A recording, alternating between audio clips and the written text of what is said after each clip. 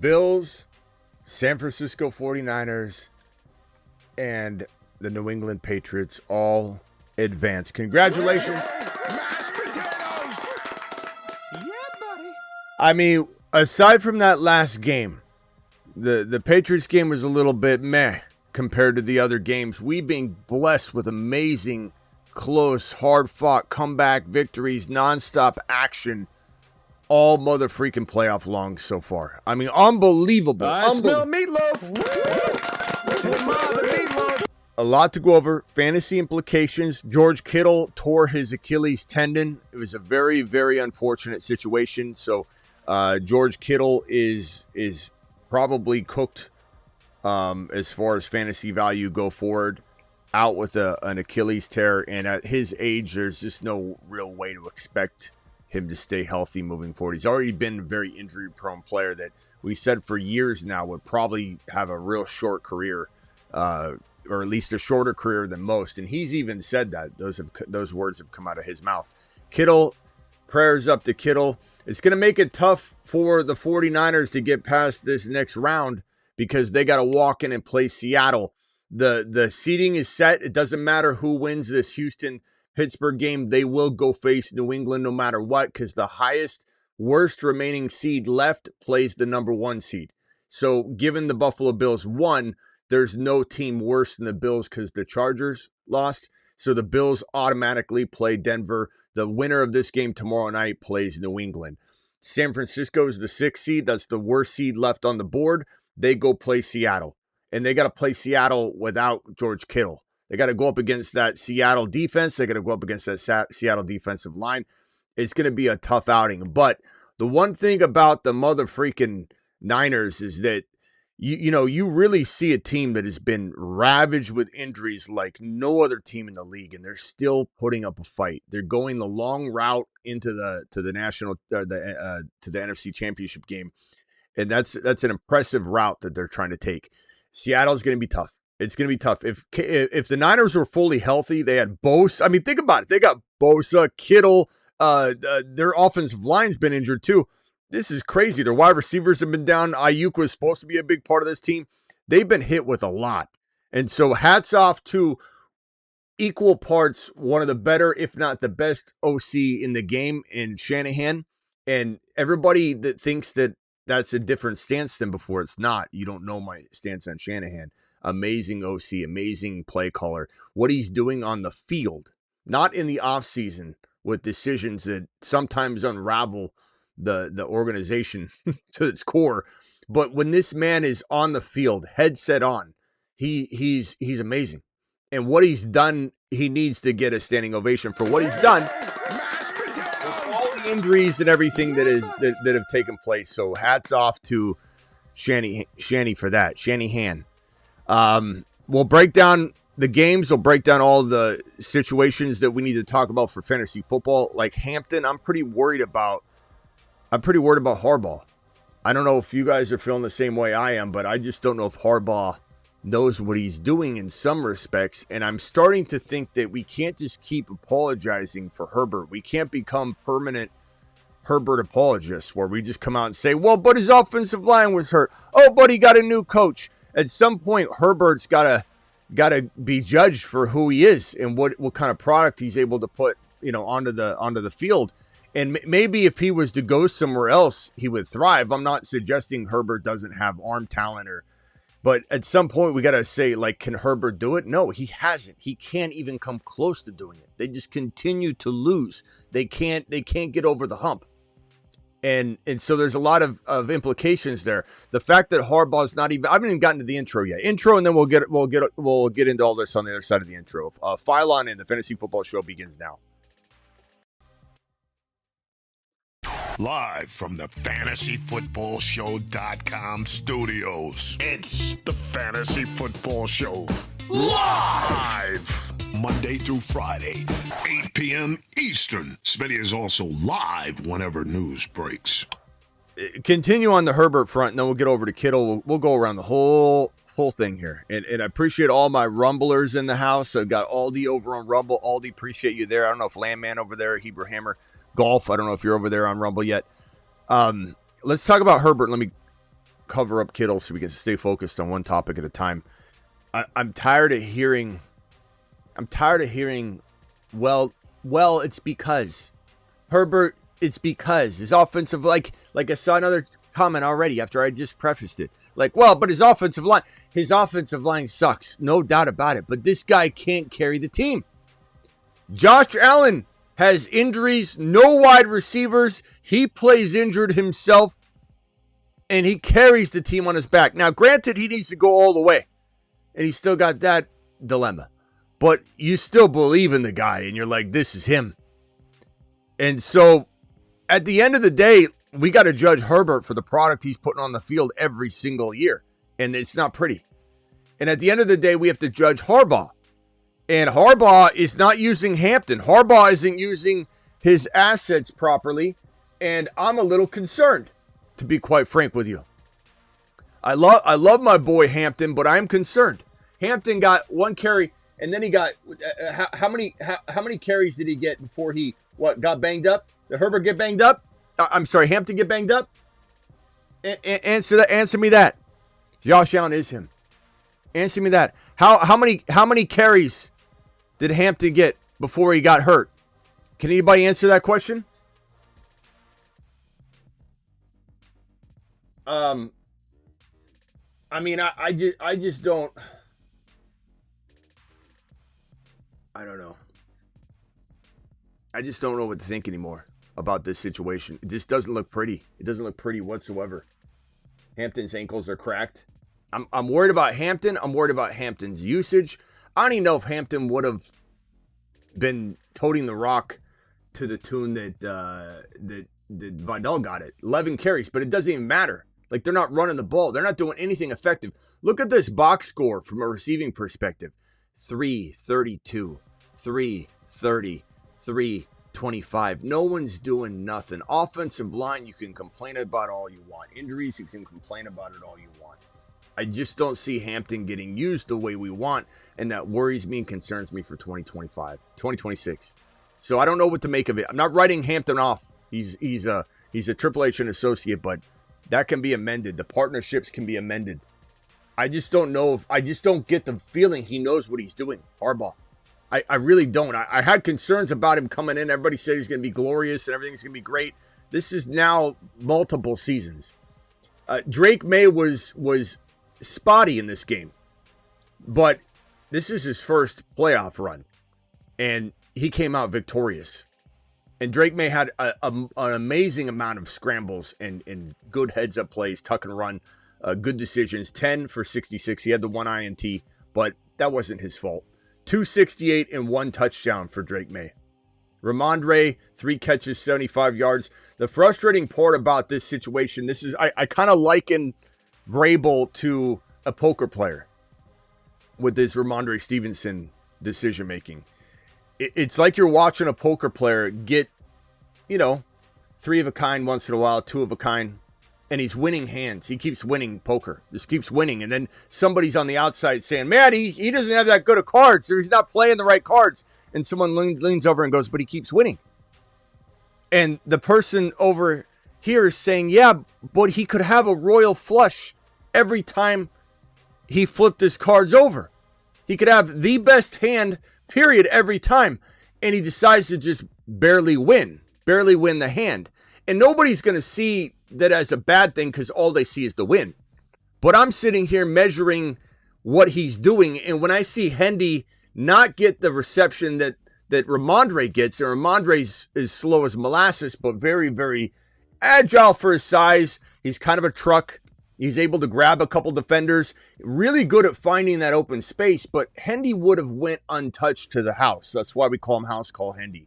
So it is frustrating to watch, and that concerns me a little bit too for 2026. I'd be lying if I said I don't know what their plans are for Hendy. It worries me. 9 carries, 27 yards. Of course, Henderson caught the one ball for 9 yards early on in the game, but this is a very underutilized weapon. This is a very underutilized home run hitter. This is a very underutilized player that when you give him 15 carries, one of them is going for the house, 40 yards. And that pisses me off. It annoys me to watch everyone praise. Well, but Stevenson's getting it done. Just like the poker player. He keeps winning. But he's not even. It's almost like you're playing Texas Hold'em, and let's say it's the responsibility of the player to call out his hand. And he's not using the turn. He's not using the river. He's not using any of the community cards at all. And he's got 2 pair in his hand, but he could have 3 of a kind or 4 of a kind by using the community cards. But he's like, I got 2 of a kind. And he still wins the hand. That's how it feels when I watch Vrabel. It just pisses me off. But I'm not saying that he's not doing well as a coach. Of course he is. He's doing a fantastic job. But it's frustrating to watch. This game was very boring. We'll move on from this game. This game was very boring compared to what we got handed in the other 2 games and really the games prior. But it was one of those things where did the Patriots really dominate in a way that I'm looking the next week saying, oh, God, people better be scared? No, they kind of skated by in this, and the Chargers just couldn't get anything going. And they're pathetic on offense. They're absolutely pathetic. I would venture to say that this doesn't define the Patriots next game, though. The Patriots can bring a whole different vibe and momentum into the next one. I don't think this just carries over. But they're lucky that they faced off against the Chargers today because they were not necessarily fully equipped and ready to rumble. But I will say this. As much as I think the Houston defense is good, as much as I think the Pittsburgh Steelers, if they beat such a team, wouldn't be somewhat of a threat. That's why we play the game. This is the easiest path that they could have at this moment in time. They're lucky. The Patriots are lucky that they face off against one of these 2 teams, which will give Drake May more experience. And then when Drake May gets to this game, if he's so lucky, I think maybe things could come together even more. But I think it's a little bit, I don't know, misleading to sit here and go, wow, they won this game and it was all, roses and white doves. It wasn't. What was amazing, though, to watch were these other games. Let me put these other box scores up so we can box score Bobby the hell out of these other 2 games. This one right here, Jacksonville Jaguars. Even though Trevor Lawrence felt like he kind of did regress a little bit in this game, it's important to note this is kind of like Jordan Love. Jordan Love just had amazing stats, even though you felt like it wasn't like Jordan Love was a difference maker in that Green Bay loss last night. Even though his stats were amazing, Trevor Lawrence didn't feel like a difference maker in this game. 6 carries for 31 was still impressive. The 207 and 2 INTs turning back into a pumpkin at times and then getting back into jack-o'-lantern status with his 3 touchdowns here. Trevor Lawrence was up and down in this game. Travis Etienne, they should have used him more, but situationally they couldn't. 10 carries, 67 yards. Parker Washington, 7 for 107 and a touch. Travis Etienne, 5 for 49 and a touch. BTJ, 2 for 21 and a touch. Very good statistical output from a fantasy perspective for these boys over here on the right side of the screen. Josh Allen was remarkable. And he had 2 rushing touchdowns, 33 yards rushing, 1 passing touchdown, 273 slinging the rock. He was unbelievable, carrying this team on his back like he always does. Now, the Jaguars have the best rushing defense in the National Football League. So it's pretty easy to expect Cook to have a struggle bus day. Well, guess what? Cook's going to have a nice little outing in this next contest because they're going to need him. Like I've always said with Josh Allen, the problem with Josh Allen is he can't win. It's not his fault, but he can't sit here and even though Denver's going to have their nice little D, their defense is not bad at all. They're not necessarily the Seattle Seahawks. They're not necessarily the Houston Texans. They're not necessarily the Jaguars, but they are a good defense. But I truly believe that Buffalo will be able to run the ball, and they'll need to. Because the problem for Josh Allen is winning those consecutive games by himself without having any errors and having to put it on his own back and carry the team 3 consecutive games. It's just impossible.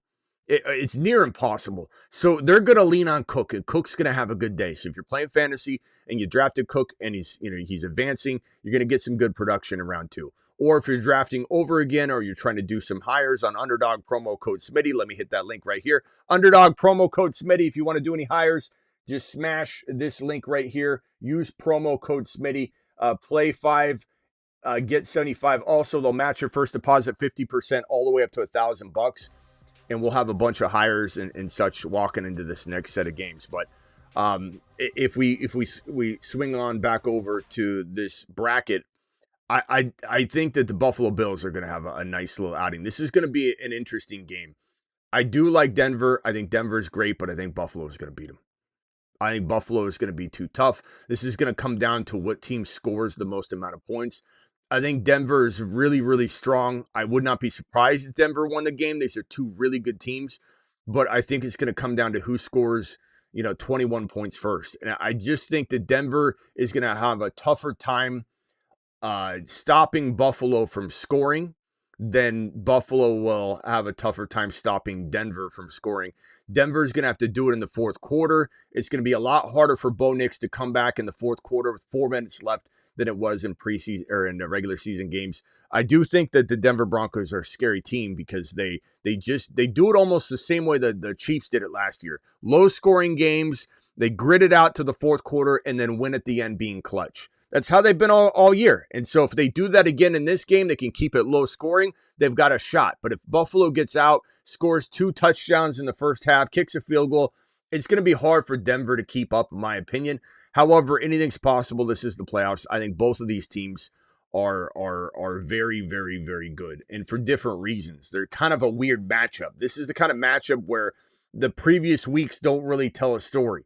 And I think the same thing with New England. New England walking in and facing Houston might look super scary because you're like, you barely beat the Chargers, really. Maybe the score looks different, but it felt like New England was struggling to get that win.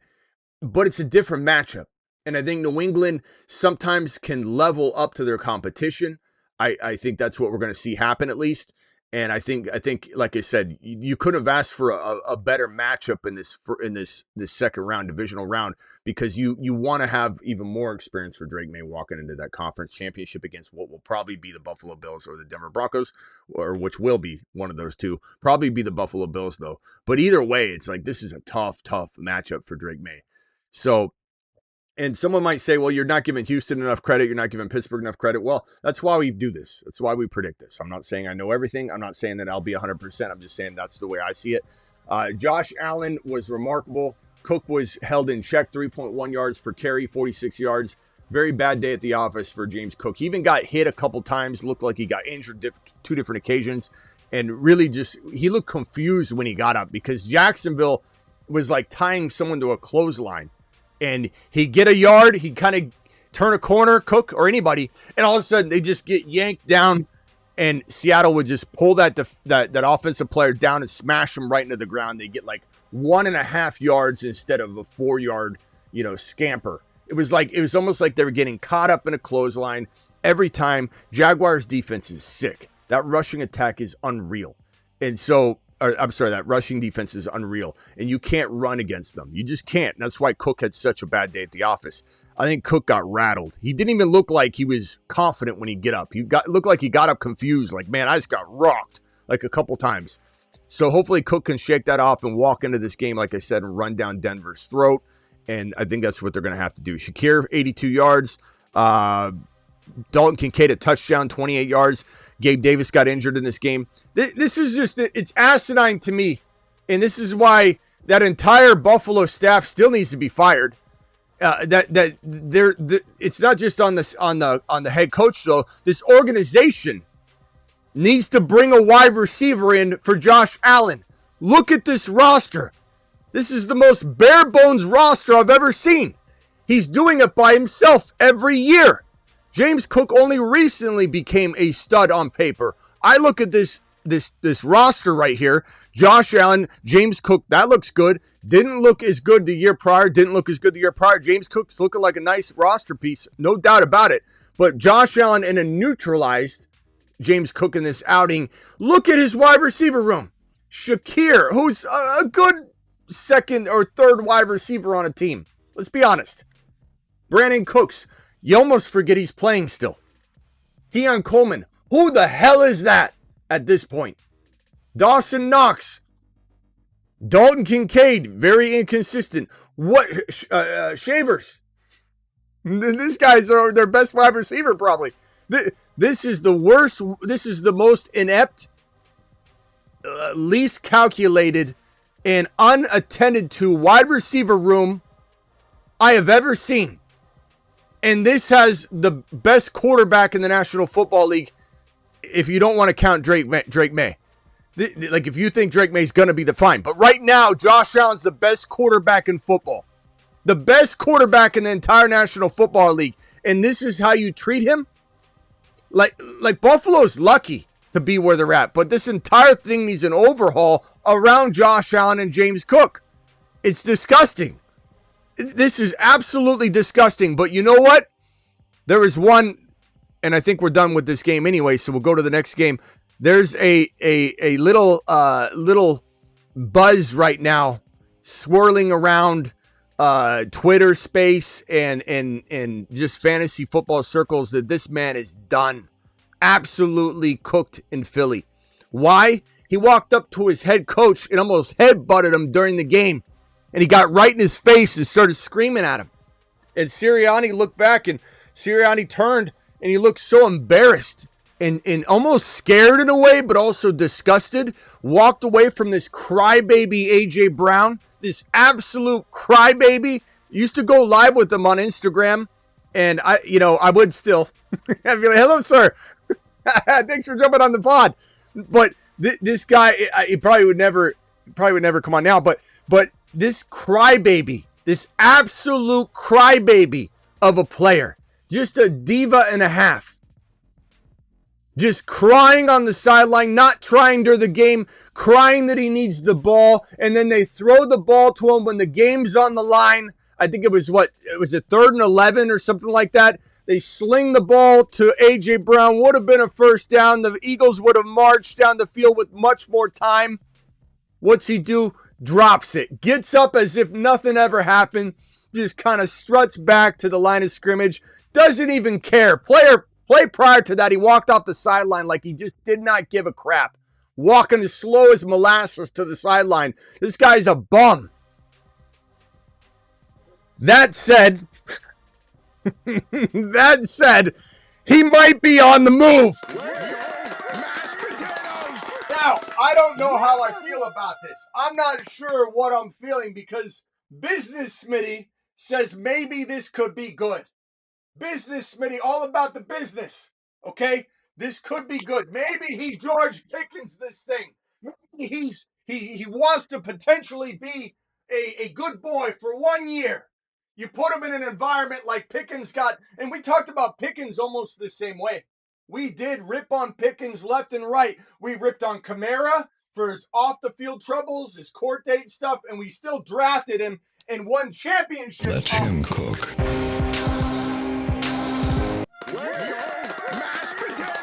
So we can chew gum and walk at the same time. There is a world where we still want to draft A.J. Brown next year. Maybe Josh Allen could use a wide receiver.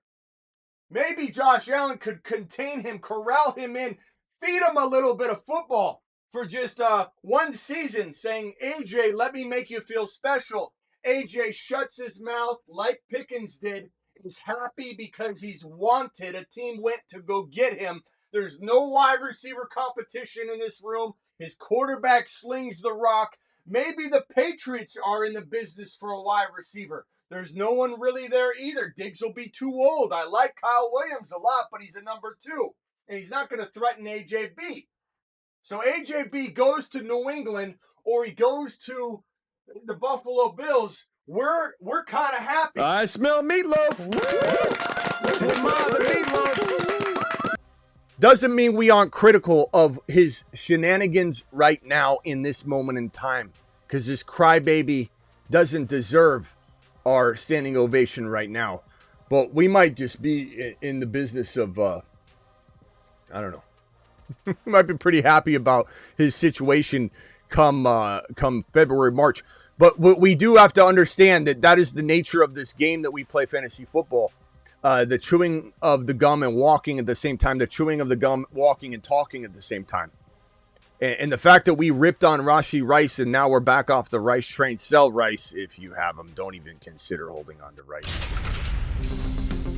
But the fact that we did rip on Rice walking off the freeway like a coward and then drafted him in the fact that we ripped on Kamara for absolutely, him and his entourage just going to town on in a fight and jumping some guy outside of an elevator. It was shameful, and we ripped him apart for that, but we still drafted him and won championships. So we still will have interest in AJB. And like I said, we were really hard on Pickens too, but the resurgence of the mindset and the attitude and the vibe and being wanted, you don't really want to wear out your welcome your first year. So AJB in New England, AJB in Buffalo would be fantastic. We'll talk about that in the offseason. But Christian McCaffrey, 15 carries for 48 yards, 3.2 carry, continues to struggle in the yards per carry, but does not continue to struggle in the receiving game. 6 for 66 and 2 tutties, one of which came by way of Juwan Jennings. Brock Purdy was half Brock Purdy in this game. He does tend to, I don't know if you guys have noticed a correlation between Caleb and Brock Purdy. They both struggle real badly in the beginning of games. And they both are very good at the end of games if you're going to give either one of them the credit that some of you think is demanded, even though it's not. They do very well at the end of games.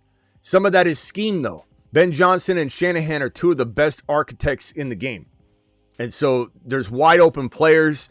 There's wide open situations, like in the Chicago game. Wide receivers are drafted up to be completely wide open. It's fantastic. Ben Johnson is totally him. The Bears fans better be excited because you have a guy that's turning that entire roster a little bit better than it really should be all around. And you've got this very tall roster because of Ben Johnson. Ben Johnson is him. And Purdy reminds me a lot of that in that he'll struggle all game or throughout the game. Brock Purdy did emerge, two INTs, 262. But then he does get clutch in that fourth quarter on that last and final throw or that scramble that sets up a field goal.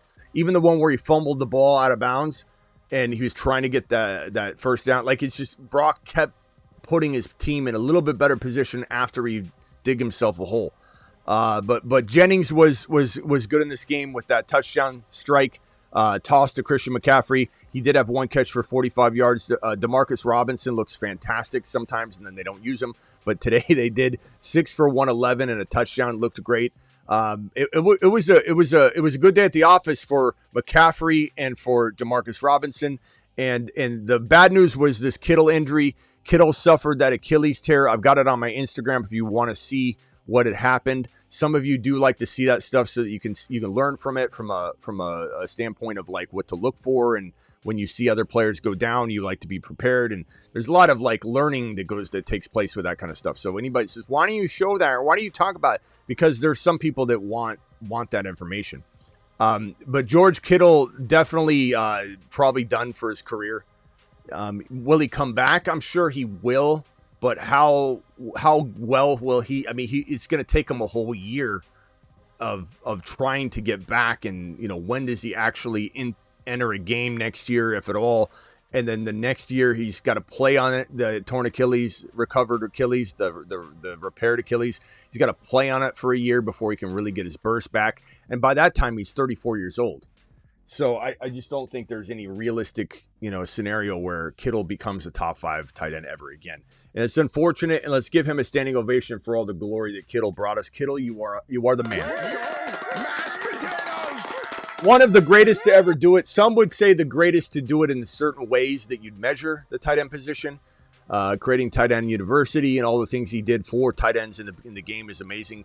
But the blocking, his willingness to block, his ability to block, Shanahan would remove him from fantasy football for an entire year as he blocked when the offensive line would get injured in San Francisco. So he's been kind of hot and cold some years. But man, what a remarkable player George Kittle is. George Kittle going down, though, is going to be really brutal for this matchup because, this is a blocker. This is one of the best blockers on that offensive line when he's lined up on it. And Seattle is going to be a really, really tough matchup and opponent. And so they're going to have to throw to Christian McCaffrey.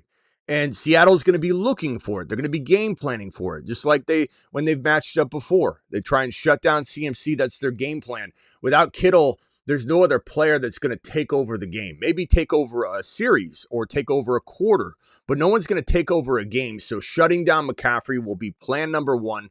And it's going to be a real tough go. But if anybody can do it, it would be the 49ers, given the way that Shanahan's coached this injured, riddled team, that if any other team had even a fraction of the injuries that they've had, to the big, players that Fred Warner, Bosa, Trent Williams for a majority of the year, Ayuk, Ricky Pearsall, they've been, now Kittle, like they've been just ravaged with injuries. So hats off to the Niners for what they've done, but I don't think they're going to win the Super Bowl with this beaten up roster, needing to go through probably the Rams and for sure having to go through Seattle and then facing off against Buffalo or Denver or New England or whoever ends up meeting them there. But it's certainly possible. It's why we play the game. No one's saying it can't happen. So anybody with goggles on this stick that shine with a little red and gold, don't get all your panties in a bunch. Relax. Understand that anything can happen, my guy.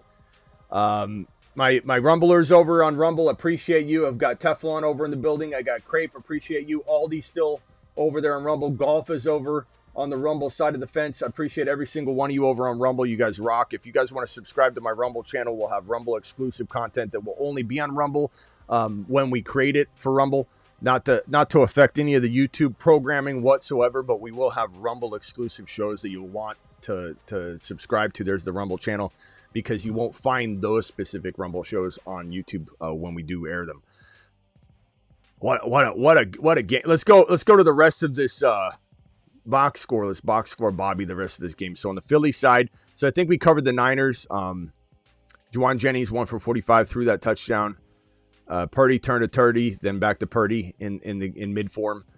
168 a touch for Jalen Hurts, no INTs. Hurts had the 5 for 14 rushing, was just a very bland offense. This is like, if anybody doesn't believe me that Sirianni should be fired at this point, then you just, I don't know, you're either such a diehard, Eagles fan, you don't see straight, or you're just not really watching and don't really care to, get into the details of the Eagles. But anybody that's paying attention understands that Sirianni's a immature, incapable coach when his offensive coordinators and defensive coordinators aren't winning games for him. He's just not a good coach. There's no excuse for having the arsenal of weaponry that this team has and not using it.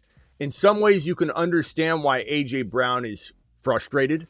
I think that if I could put on my let's argue both sides, flip the script cap, and you said, Smitty, flip the script and argue in favor of A.J. Brown, I would say that A.J. Brown's off his rocker, but maybe he's been forced to this point because of the consistent neglect and watching this team, kind of like Hendy should feel, saying, put me in, because what Ramondre did, my grandma could do, but I would have been untouched to the end zone, and I've already proven it over and over this year. It's the same way.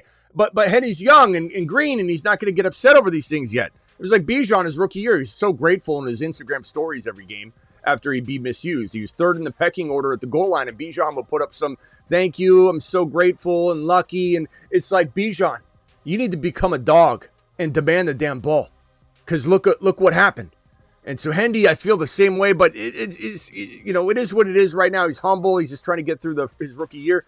Next year, we need to have that kind of dog mentality, though. You got to want it. You got to go take it. You got to say, Coach, I love Ramondre. He's my boy, but put me in. I'll take this house instead of sitting there all calm and collective. AJB probably has been pushed to his limit, knowing that he could knock the top off the defense, but Hurts either doesn't throw to him or accurately or to him, which has gotten to A.J. Brown, which is no excuse for his behavior, and he's an absolute crybaby.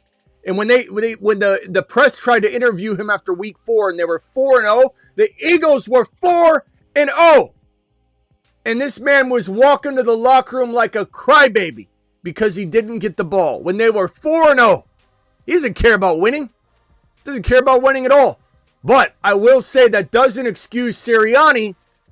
Both of them are wrong. That doesn't excuse Sirianni from never using him. And I know they threw it to him and he dropped it. I get it. That's why he's 100% a diva and an absolute bum right now. But when we look at Sirianni and we say, how are you missing the point here? How are you not scoring 40 points a game? How are you not? And why is no one making him take accountability? Because they keep winning. Not now, but overall, they keep, in the grand scheme of things, they keep winning because the offensive coordinator, the defensive coordinator, and when they leave, when Steichen left and Gannon left, they had a bad year. They had a bad year because Sirianni can't guide this ship. He's like a captain that can't sail.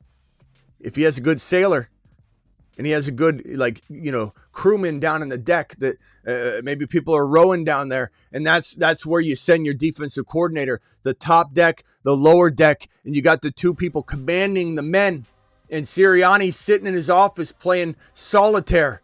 That's what this is. And I don't know that the Eagles organization recognizes it. I don't think they do. Bigsby looked good in spots today. I really like the way he runs the ball. Goddard was phenomenal in this game. Had a touchdown on the ground, and he also, a lot of people wanted to be a pass, so Hurts could get another touchdown. And then he had a receiving touchdown. So Goddard scored 2 touchdowns. Devontae Smith had 70 yards. You do wonder what Devontae Smith's value could climb to if AJB does leave in the offseason. We're going to talk about all this. I think we covered pretty much all the basics. I'll open up the phone line to discuss and delve further into any of these topics that you guys want to delve into. Appreciate everybody being in the building. Bella, check yourself with the 35-month membership question. Said Pats Nation, we are back. Drake May, MVP. Yeah, I mean, a win's a win, right? You can't get mad about the way that game went. It's better to have that kind of you rolled out of bed, your hair's messed up, you still made it to the party on time. You were late, but you got to the doors on time, but you were rushing. You got it all, organized in the right way at the last second. But certainly better to get that kind of game out of the way because the Chargers were dreadful. This is like a Pop Warner team out there. They got nothing. Herbert is trash. I'm not saying he doesn't have the arm. I'm not saying he doesn't have the intelligence. But I'll tell you that Herbert's never done it. He's never consistently looked good. So what are we supposed to do? How long do we wait on Herbert? How long do we sit here and make excuses for him over and over? Unless he gets traded to another situation, I'm not real excited about next year. I'll tell you one thing. Herbert, there's been moments where Herbert's thrown a lot, right? But there's also been moments where he's thrown very little. And I don't know which version of this game plan they're going to deploy next year.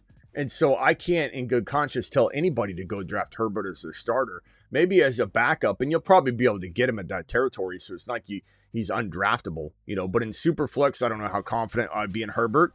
To be honest, I don't know if there's a better avenue. I'd rather go Brissett. Would you rather have Brissett right now for 2026 with the unknowns of whether the Cardinals will actually lean on Brissett or not? Or would you take the gamble and go with Herbert, who will be the starter, but will he be everything that he's expected to be?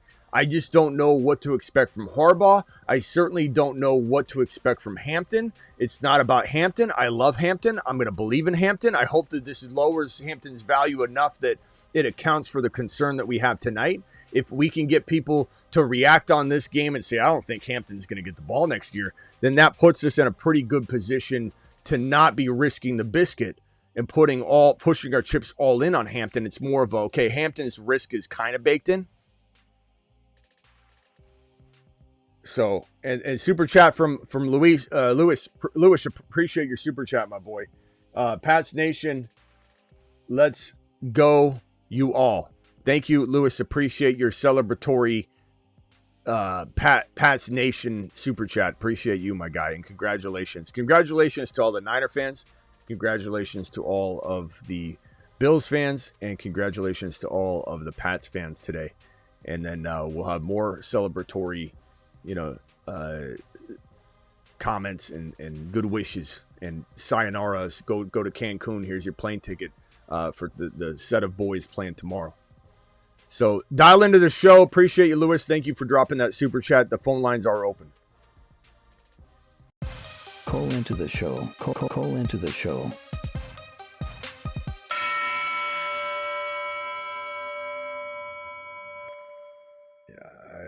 I don't know what to Don't forget to go watch this Dynasty video on the Dynasty channel. For those that don't know about the Dynasty channel is here to stay. We're doing, I didn't get the video up in time today, but I'll be creating it for tomorrow at 7:30 a.m. I think a video will drop. We might go live on the Dynasty channel tonight at some point. And then I should have a video tomorrow on the Dynasty channel. And then we'll also have a video drop on this main channel right here tomorrow morning at 7:30 a.m. So probably a Dynasty live stream tonight after this show. There's the Dynasty channel. Make sure you're subscribed to it. Dynasty video tomorrow, and then a main channel video tomorrow at 7:30 a.m. Travis, you're live. What do you hear? What do you say? What do you think about any of these topics, from Kittle to Herbert to A.J. Brown to the Patriots to any of the teams that won or lost tonight? Yeah, so I think with Herbert, I think you're right that like it's a legitimate excuse that they're missing Alt and Slater, two really good linemen. Like that's definitely a legit excuse, but like at some point you either need your coaches to coach up the line and make things work, or the quarterback to elevate the play of other people. And I get they have guys off the trash heap out there, but it seems if Herbert doesn't have that perfect situation, he doesn't quite deliver. Yeah. So that's, a legit question mark on him. And I don't even want to hear, like, from anybody in the chat going, yeah, it's his offensive line. I don't want to hear it. I don't want to hear it. You're opening your mouth and I don't hear what's coming out. Nonsense is coming out. You know why I know that? Because the San Francisco 49ers have been ravaged with injuries on the offensive line, on the defensive side. Imagine losing Bosa and Fred Warner, two of the best defensive players in football, period. You're losing Ayuk, you're losing Pearsall, you're losing Kittle now. You've had Trent Williams out on and off all year. And are they crying and complaining? In fact, I don't even, to the Niners' credit, honestly, to the Niner fans' credit, I don't ever hear a Niner fan really complain about injuries. No, I don't. I think they're used to it. Yeah, that's the that's probably really is. Probably not that they're that. They're probably not that upstanding, but it's just that what are they gonna do? Say it every day, like in New England. But they don't complain about it at all. Nope. And look at where they're at right now. The Chargers have zero excuse. It's excuses are over. Like, is it a tough road? Yeah, it is. But it is what it is. The Eagles aren't complaining about having Sirianni as their head coach. That's the biggest hamper of them all.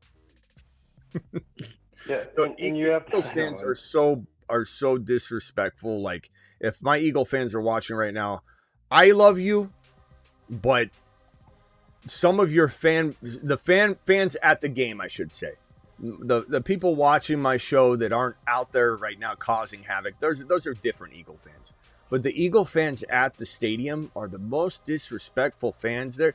The way they treated all these Niner, like, there's two Niner fans sitting at like the lower part of the bowl, and the entire stadium was throwing snowballs at them for it was a good 15 minutes straight without stop, just hitting them over and over. It was just there was like 16 snowballs at once for literally 20 minutes, just hitting these people. The security had to come down. They tried to block them. They ended up moving them out. They probably gave them their refund and gave them a suite, or I'm sure they took care of them very, very nicely. We'll probably hear about it later. But these fans, I mean, go ahead. Sorry, I just wanted to speak on that because it was kind of disgusting. Yeah.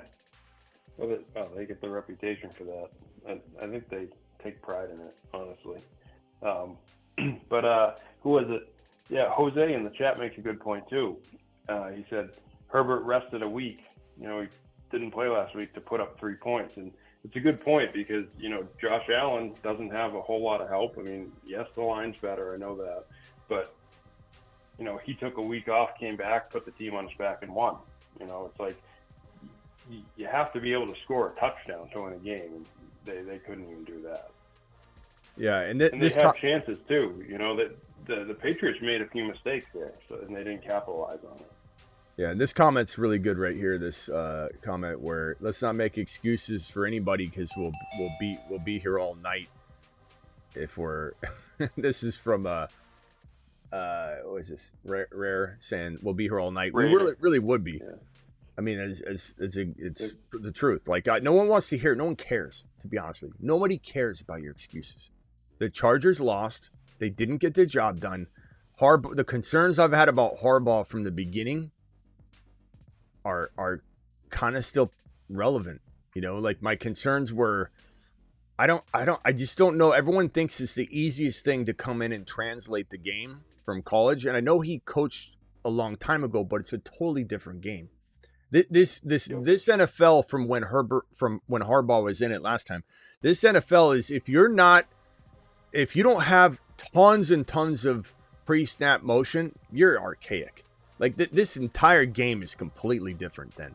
And so coming in and trying to do this raw, you know, type of you know, locker room, like from the beginning, I always had a little concerns about Harbaugh holding it all together and doing it in the National Football League.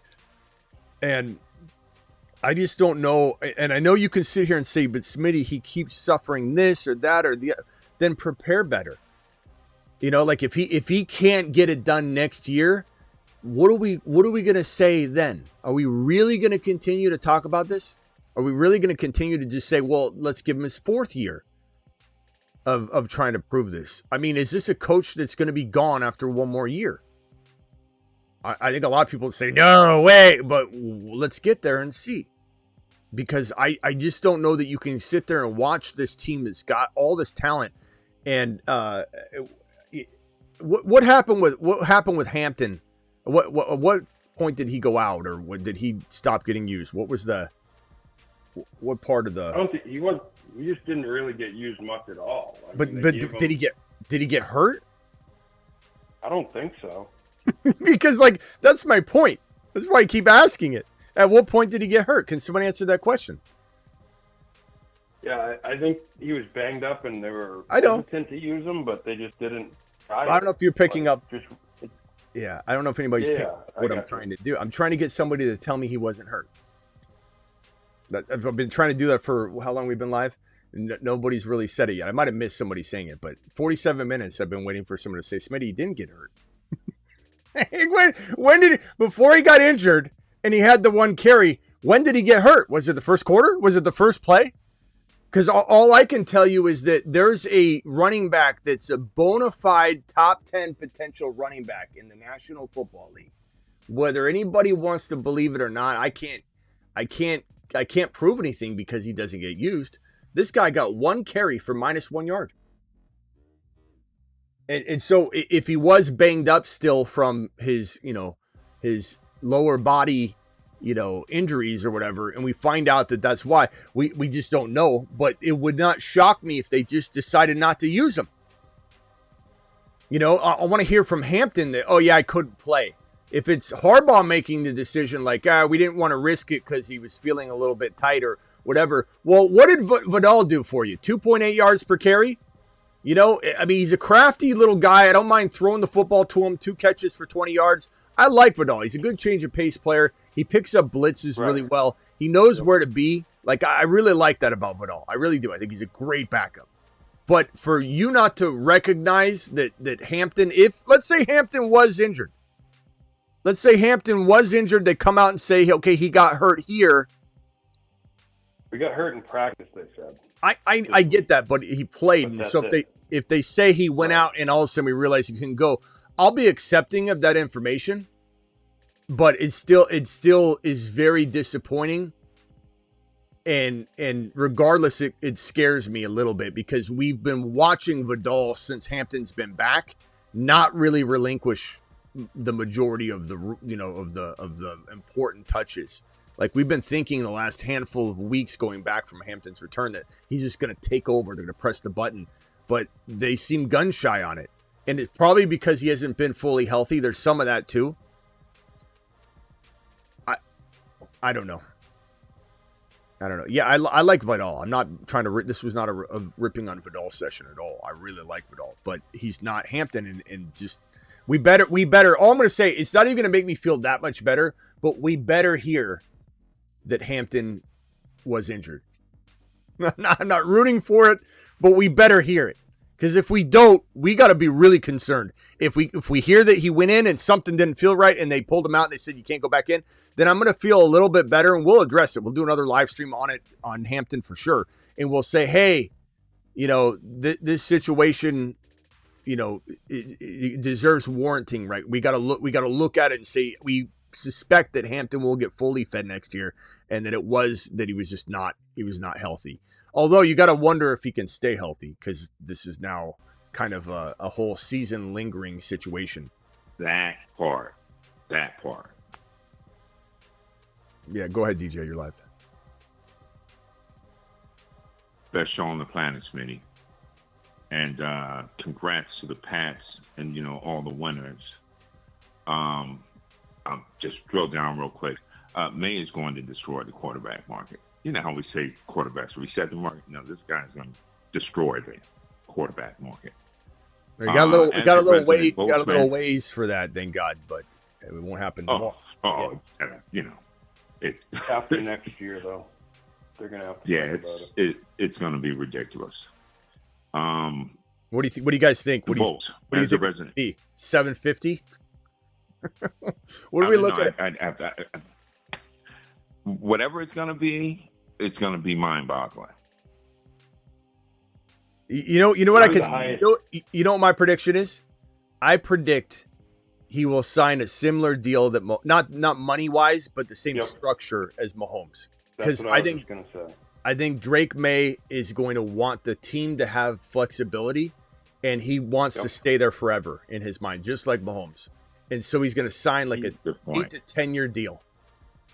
They're really lucky he's that type of like mindset team type guy. Yeah, because he could ask for 65 million or 60 million, something crazy, and break it. But I think he will take that quote unquote team friendly deal. I mean, you're still getting he's going to take million, he's going to sign the biggest contract in NFL history because it'll be so long at a lower number that it'll still be he's getting $700 million or whatever. Because Mahomes signed a $500 million 10-year deal. If I remember correctly. So let me find Mahomes' contract. And the point being is just like he's that good. And as a resident Bolts fan, two things. From a fantasy perspective, Herbert's he's top 10. From a team perspective, to your point about the winning and injuries or not, what have you, I can't necessarily say I disagree. Right here and now, it's like, what the hell? Pardon my French, I'm sorry. But my thought is, as a Bolts fan, just overall, is this going to work?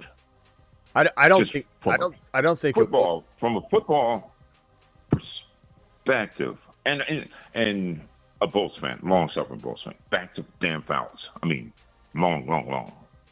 So, but I do think we're capable. Real quickly. Here's Mahomes' contract, 10-year deal, $450 million, $45 million annually over the course of 10 years. Guaranteed at signing $63 million. Total deal guaranteed $141 million. Free agent in 2032.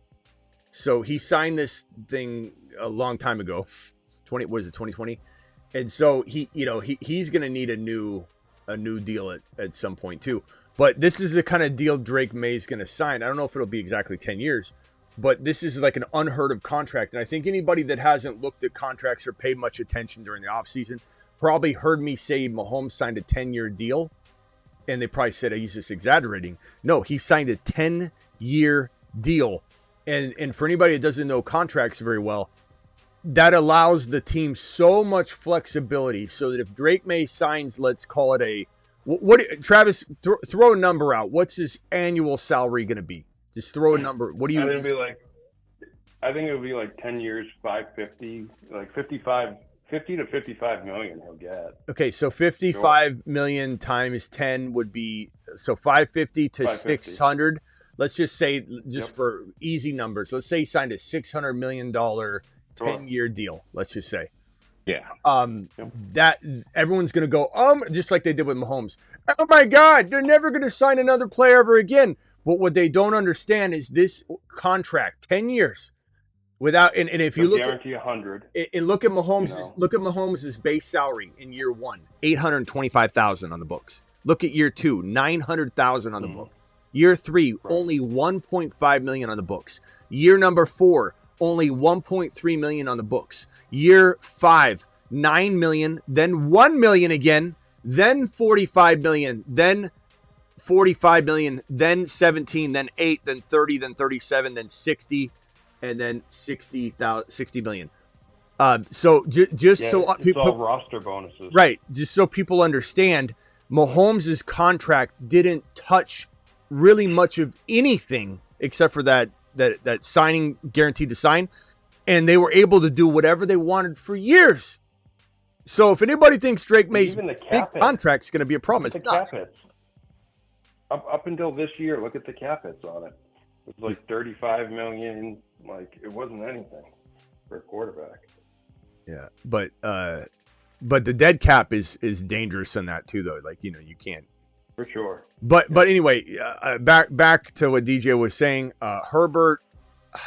You know what I hope for Herbert, and I don't think that this is even remotely possible. So if anybody says, Smitty, he's not getting traded, I know Herbert's not getting traded. But the best thing for Herbert would be if he did get traded. Because for anybody wondering why I'm even bringing that up is walking into last year, Harbaugh loved J9, his college quarterback at Michigan, so much that we thought there was a possibility that he would want to draft him and that he could send Herbert to Minnesota. And if Minnesota could get Herbert to throw to JJ, it would solve both problems. They both become top 5 overall at their position. And so there's some like thinking here that like, what if that could still happen? What if Harbaugh in his twisted world wanted McCarthy? Like, I'm not saying it's likely. It's probably 2%, maybe 1%, maybe 0%. So I don't need you to tell me Herbert's not getting traded in the comments later or anything. I understand. I'm going to tell you to go rewatch the show because you're not paying attention. You're trying to sneak into class at the end and look at the title or hear something and not pay attention. But I'm just saying that would solve so many problems because Herbert in LAC, I don't think we're going to get the most out of him for a couple reasons. One, he continues to fail. Whether it's his fault or not, he's continuing to fail. And that's going to add up. His confidence is going to be shot. He's the quarterback that can never do it.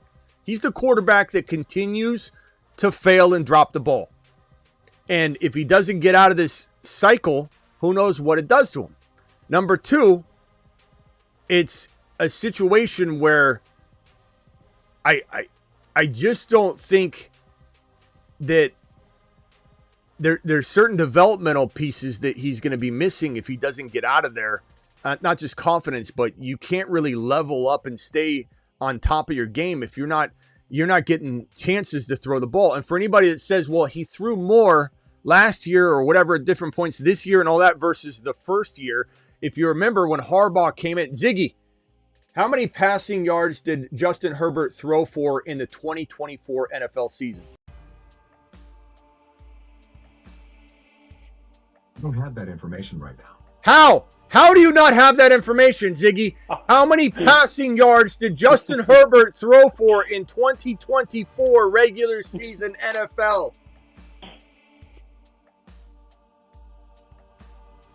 Still don't have that information. Oh my God. Let's see if Kruger can help us. Ziggy off. Ziggy, turn off. You guys can paste in the chat, but I want to solve this way. Hey, Kruger, Ziggy. Kruger's not even answering. Kruger, Ziggy's really messing up on the show. We're live right now, and we need you bad. How many passing yards? Was that for me? Ziggy, off! Turn off! Turn off! I mean, I could tell you if you want. No. These guys they don't get paid, but they work for me, and they need to pull their weight. Kruger, how many passing yards did Justin Herbert have in 2024, the NFL regular season? All right, Smitty, I'm jumping right in for you. Let's get this done at triple speed, just how you like it. Justin Herbert's 2024 regular season passing yard total, I'm pulling the ESPN stats right now, is 4,612 yards. So there you have it. No, I have to do everything myself. Go ahead, DJ. You can tell me. Well, it's 38-70. I just think, ninth in the league. But the problem is, or the challenge is just, the touchdowns were at 23 from a, fantasy perspective. As a whole in 2024, so. And what I also wanted to say was 2022. So let me just pull up Herbert's game log here, his career stats.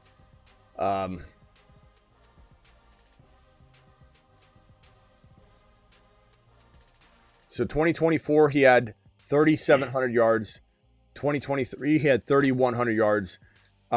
We haven't seen the Herbert that we've come to know and love since 2021, which is 5,038. One of the most promising quarterbacks upcoming.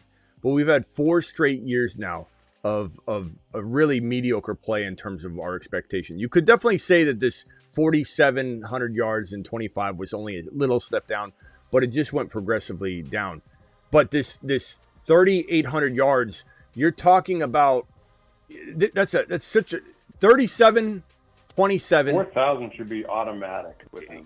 Yeah, it's like you're not even using him. So kind of what I wanted to say real quickly, and I'll go back to DJ, is that even if you believe they'll fix the offensive line, even if you believe in his talent from a fantasy perspective or just your expectation perspective for next year, you don't know what kind of volume he's going to have throwing the ball.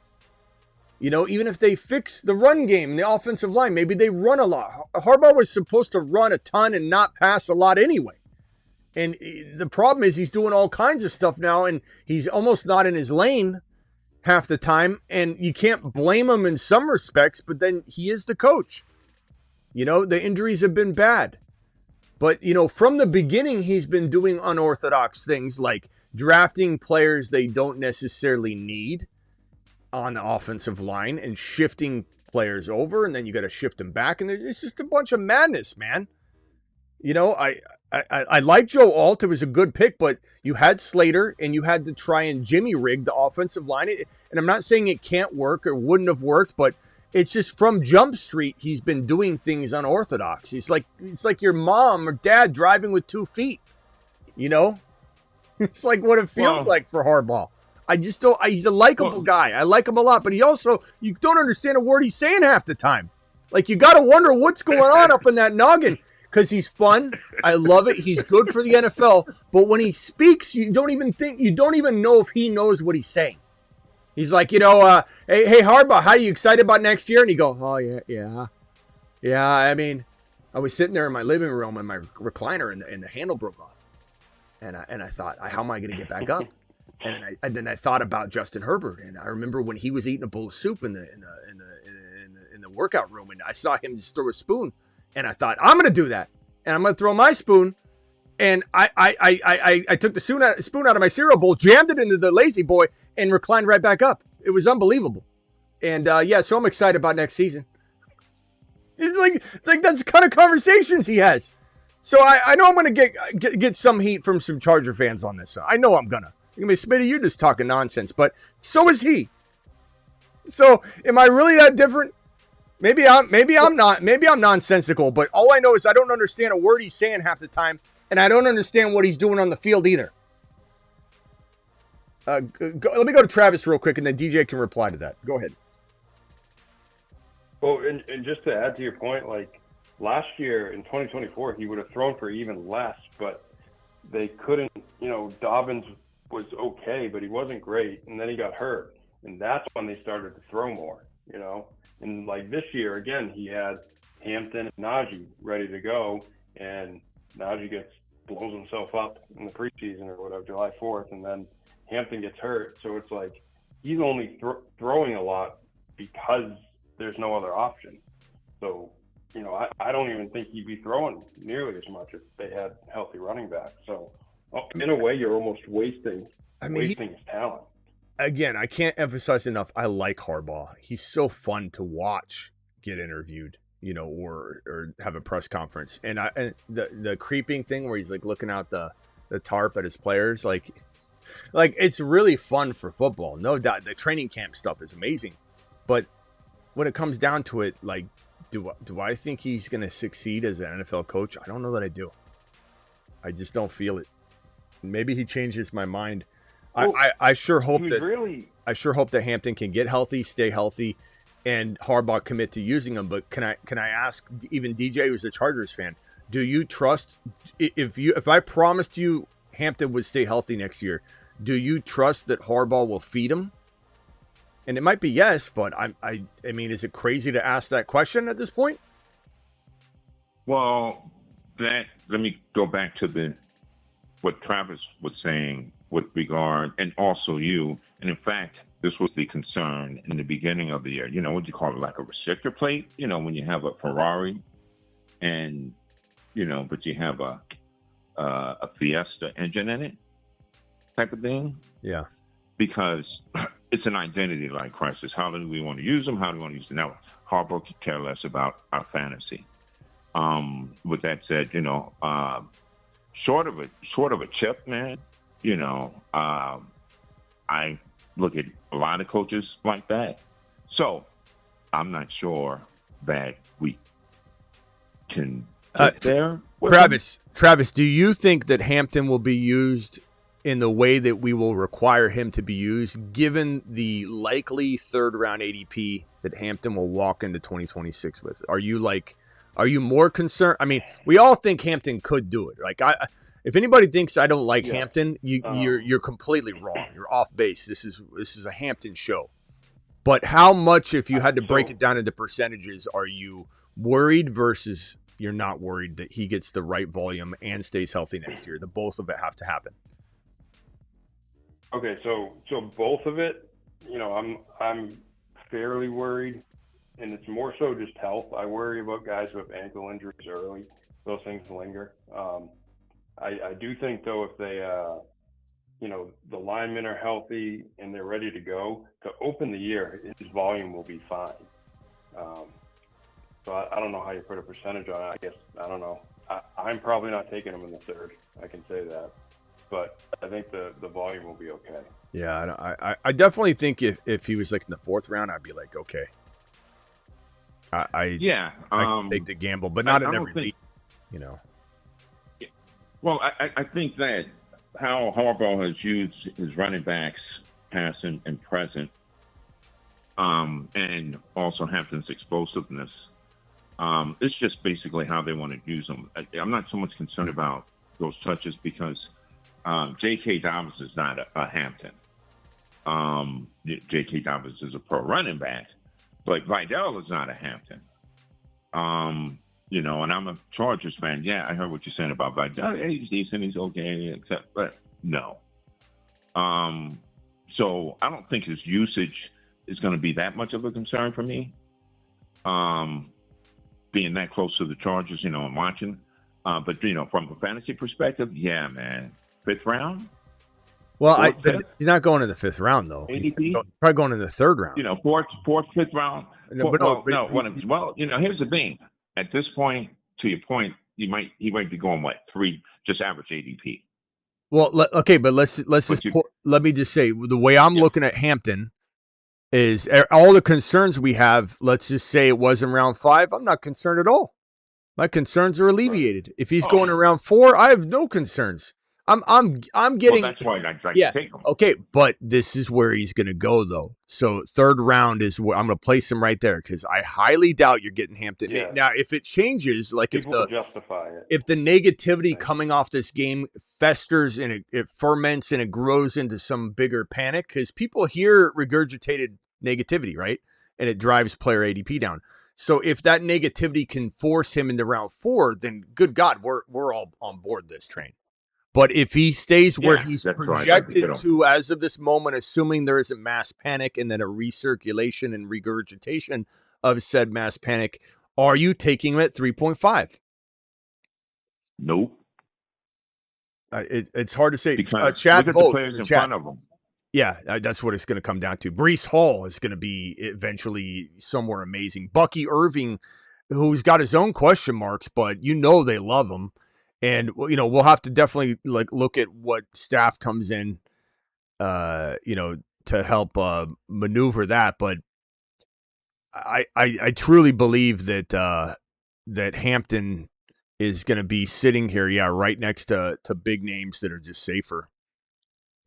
Like if Brees Hall's there, ETN, who knows if ETN resigns or goes somewhere else like KC.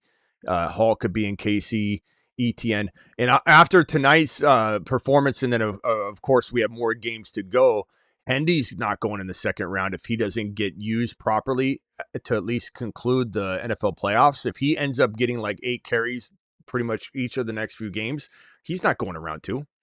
I don't think. He might go at the end of round 2, but I think people will be absolutely panicked.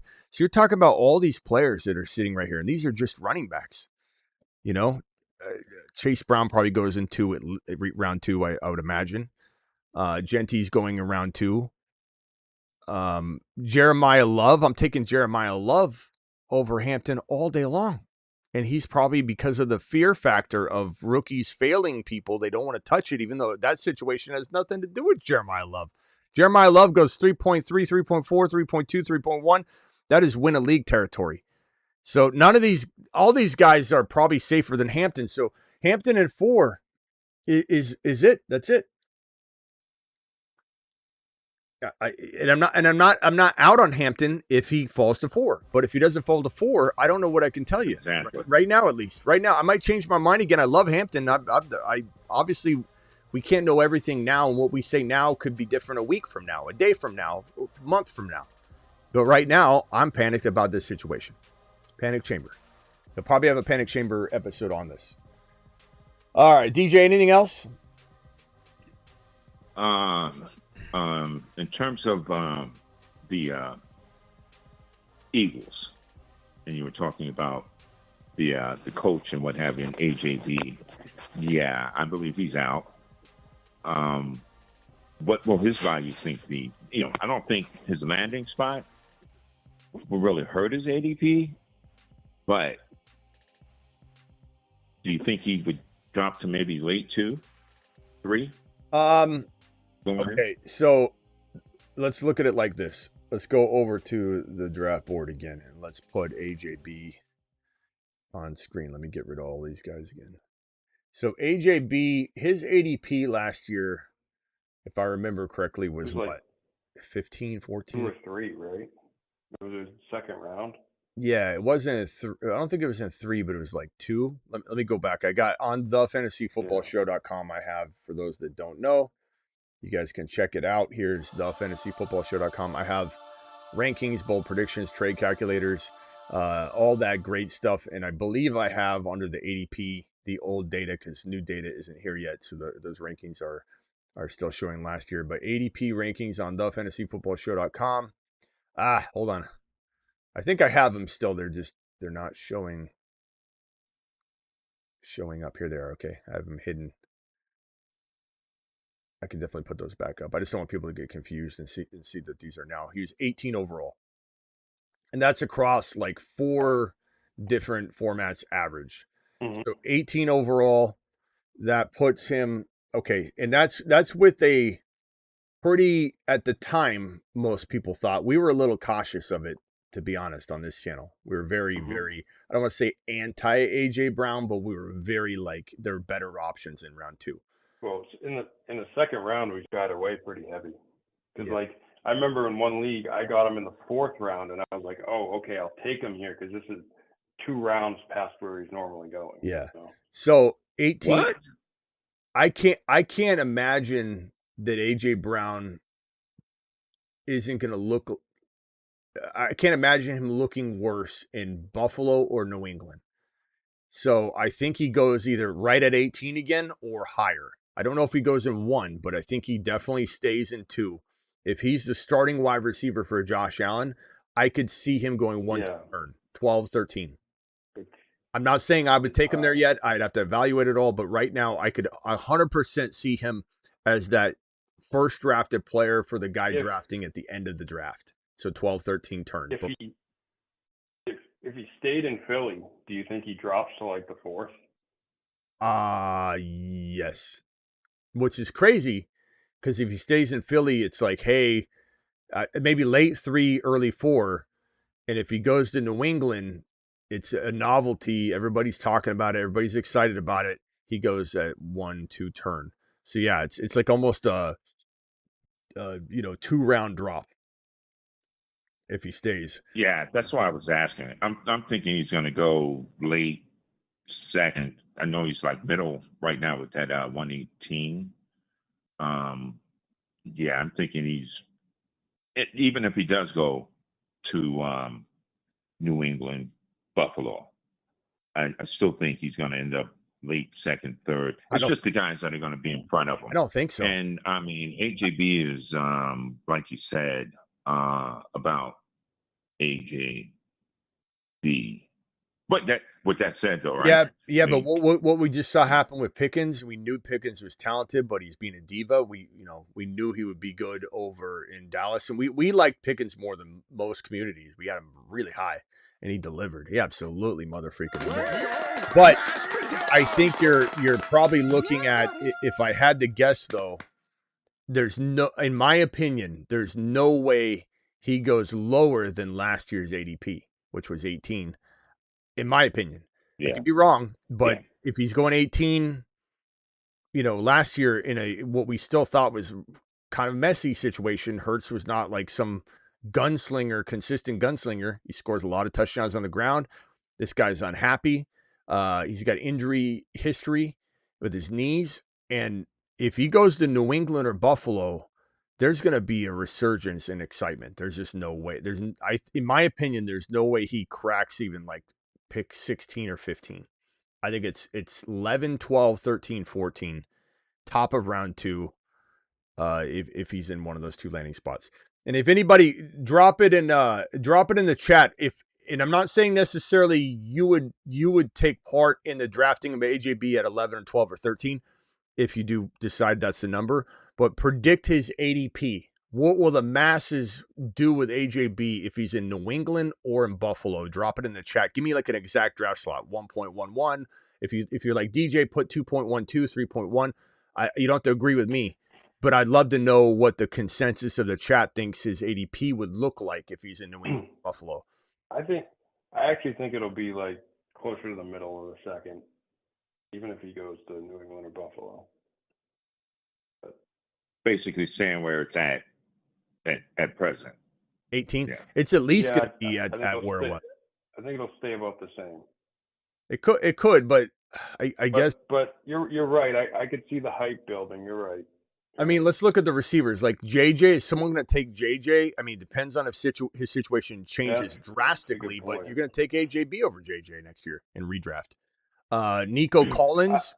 I think a lot of people might take Nico over AJB, but Nico struggled, in a lot of ways, either whether it's injury or Stroud or the offense or a combination of things. Rice is now off the table. Neighbors could easily drop with all. Lamb, I think Lamb's dropping down to this like bottom of round 1, maybe 2.1, 2.2 territory. That's why Lamb's going to be a Saturn man or a Jupiter man or a Mars man or a. No, you're right, because Ladd drops out of the second and third. BTJ drops out of that area. Tyreek Hill drops out of that area. And Garrett Wilson drops out of that area. MHJ. So no, you're right. It's really like the only guys I see moving up. Like I can see people taking Tet McMillan a lot higher next year, but so aside from these guys, too many guys falling out. Let me put everybody on order of which they probably get drafted. St. Brown the fourth wide receiver, or is Lamb?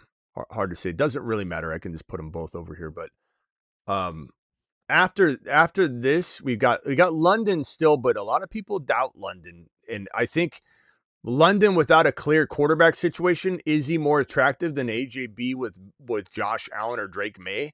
I think people will lean toward AJB over Drake London in that situation, even though we love Drake London. It's just So you got Nico. So at this point, it's London, Olave, Pickens. And Pickens deserves to be in the conversation for sure. Olave deserves to be in this conversation. I don't know if we'd actually draft him this high. I think he's more like a third round guy. I'll probably put him. I'll take him off, but I think he deserved to be talked about at least for a second. Pickens. I mean, who else is going to be in this mix? I mean, wide receivers are really, really, really heavy at the top of any draft. Yeah, Rice is so out. I do think. Well, JJ will probably go lower. I think some people are gonna take that McMillan high next year in the over 2-3 turn. Yeah, but right here I get that. That's another conversation because we're going to be up here with all these guys. We're going to be in the top of 2. So JSN, Puka, Chase, Lamb, St. Brown, and Nico. That's 6 guys.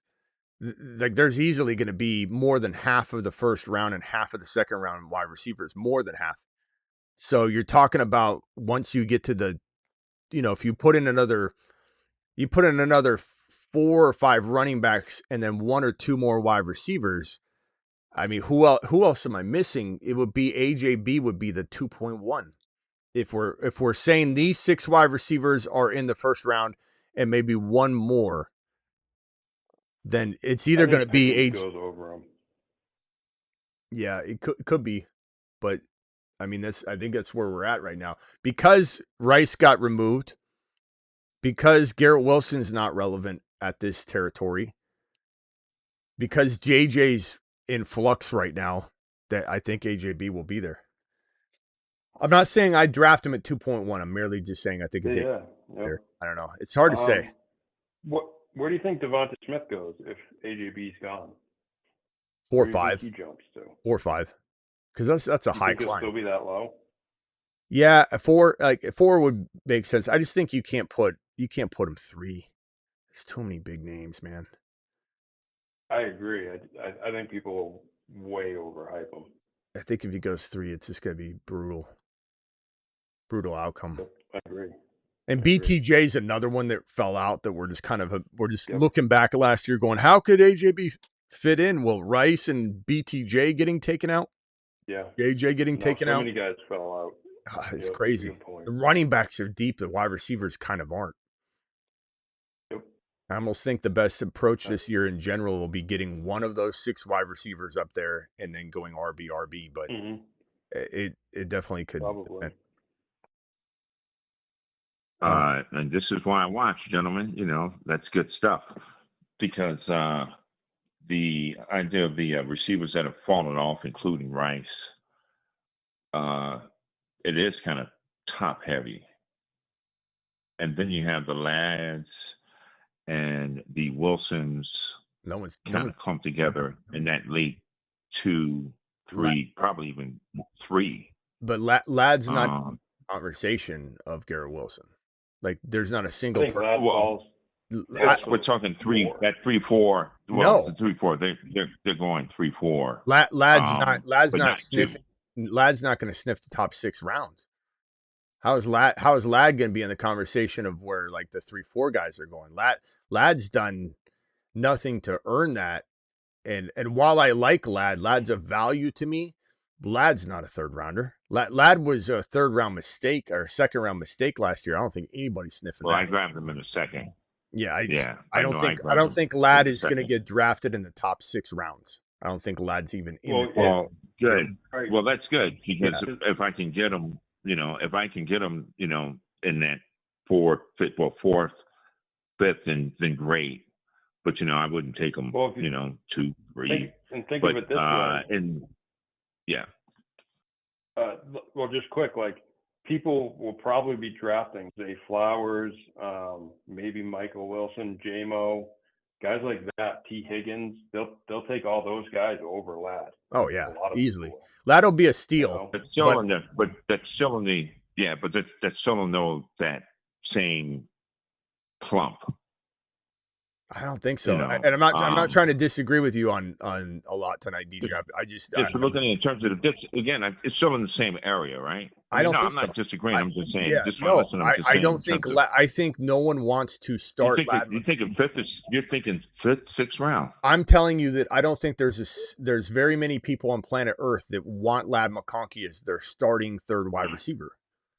I'm not saying he doesn't hold secret weapon win a league value in that mindset territory, but Lad McConkey's not even a starting wide receiver in fantasy football. If in a three I wide think receiver, Igbuka's going to fall like that too. Yeah, we didn't talk about Emeka. No, that's a good point. I'm telling you, DJ, if we in did that area. if we had ADP in front of us, you wouldn't see Lad McConkey until nearly double digit rounds. I think you're thinking because you're a Chargers fan that you got this gem and he just didn't prove it, and that might be the case. And I'll be all on board getting him in the 8th round, 9th round. But Lad McConkey is not going anywhere near the top 5 or 6 rounds. He's not in Flowers conversations. He's not now, 8th or 9th round, huh? He's not going. Like I said, he's not going in the top 6 rounds. I don't know exactly where he'll go, but he's not sniffing the top 6 rounds because they don't have. You know, There's I'll lean into that. You know, I'll lean into that. That's just in terms of 8th, 9th round. Yeah. What would make? So what would make? He's not even a 3. You're saying he's not even a 3 or a flex. I'm not saying he can't be a league winning stash that becomes like, told you all, but his ADP will not sniff, not even come close to the top 6 rounds. Like no one's even considering him a fantasy football wide receiver 3. I think you have to think of it this way. One, the production, 66 catches, 789 yards. The production just wasn't there this year. And then play into the factor of how much emotion people put into their ADP. It's what have you done for me lately? That's why we get these values, which like Smitty's saying, he can be. And Igbuka next year can be. But again, just like why A.J. Brown will jump up so much if he goes to the Patriots or the Bills. So wait on a land because you think we can get him at an 8th, 9th round. Yeah, 6 or 7, somewhere in there. I mean, when you're on the clock in your league, you'll see where his ADP is. It'll be the suggested rank will guide you. Like if I'm wrong exactly where he is, you don't need my blessing as to where to take him, but you'll notice there's no Lad McConkey here for a while. And so when you get to round 8 or round 7 or round 9, depending on what the suggested rank says, just grab him like 4 or 5 picks before the scroll. If you've got to scroll a little bit and there he is, then you could probably last to your next pick. But I mean, trying to pinpoint where he's going to go is a waste of time. He's not going in the top 6 rounds, probably top 7 rounds. If you get to 7, 8, 9, I could see maybe somebody getting excited about a bounce back. I'll show you guys. It just takes one person to grab him. But his general and that's what I want to drill down on. That's what I was trying to drill down on. It's just from a standpoint of the ADP, but then, and it's just from a fantasy perspective, it kind of says, okay, well, geez, like he's, nowhere near even a 4 or 5. No one wide receiver. But no one but you. Yeah, no one but you will be starting him as their third wide receiver. Well. Here's the thing. But again, which for me, if you're telling me I'm able to get, him in 7, 8, 9, then that's good stuff. It's great because it's great. I'll jump all over him because again, even being a resident Bolts fan, that's how I was kind of valuing him in terms of at the very least being 3. A flex, notwithstanding even this year, understanding the idea of he's playing an X, he's playing on the outside, he's playing wide, because Keenan Allen came in. I look at Emeka Egbuka, right?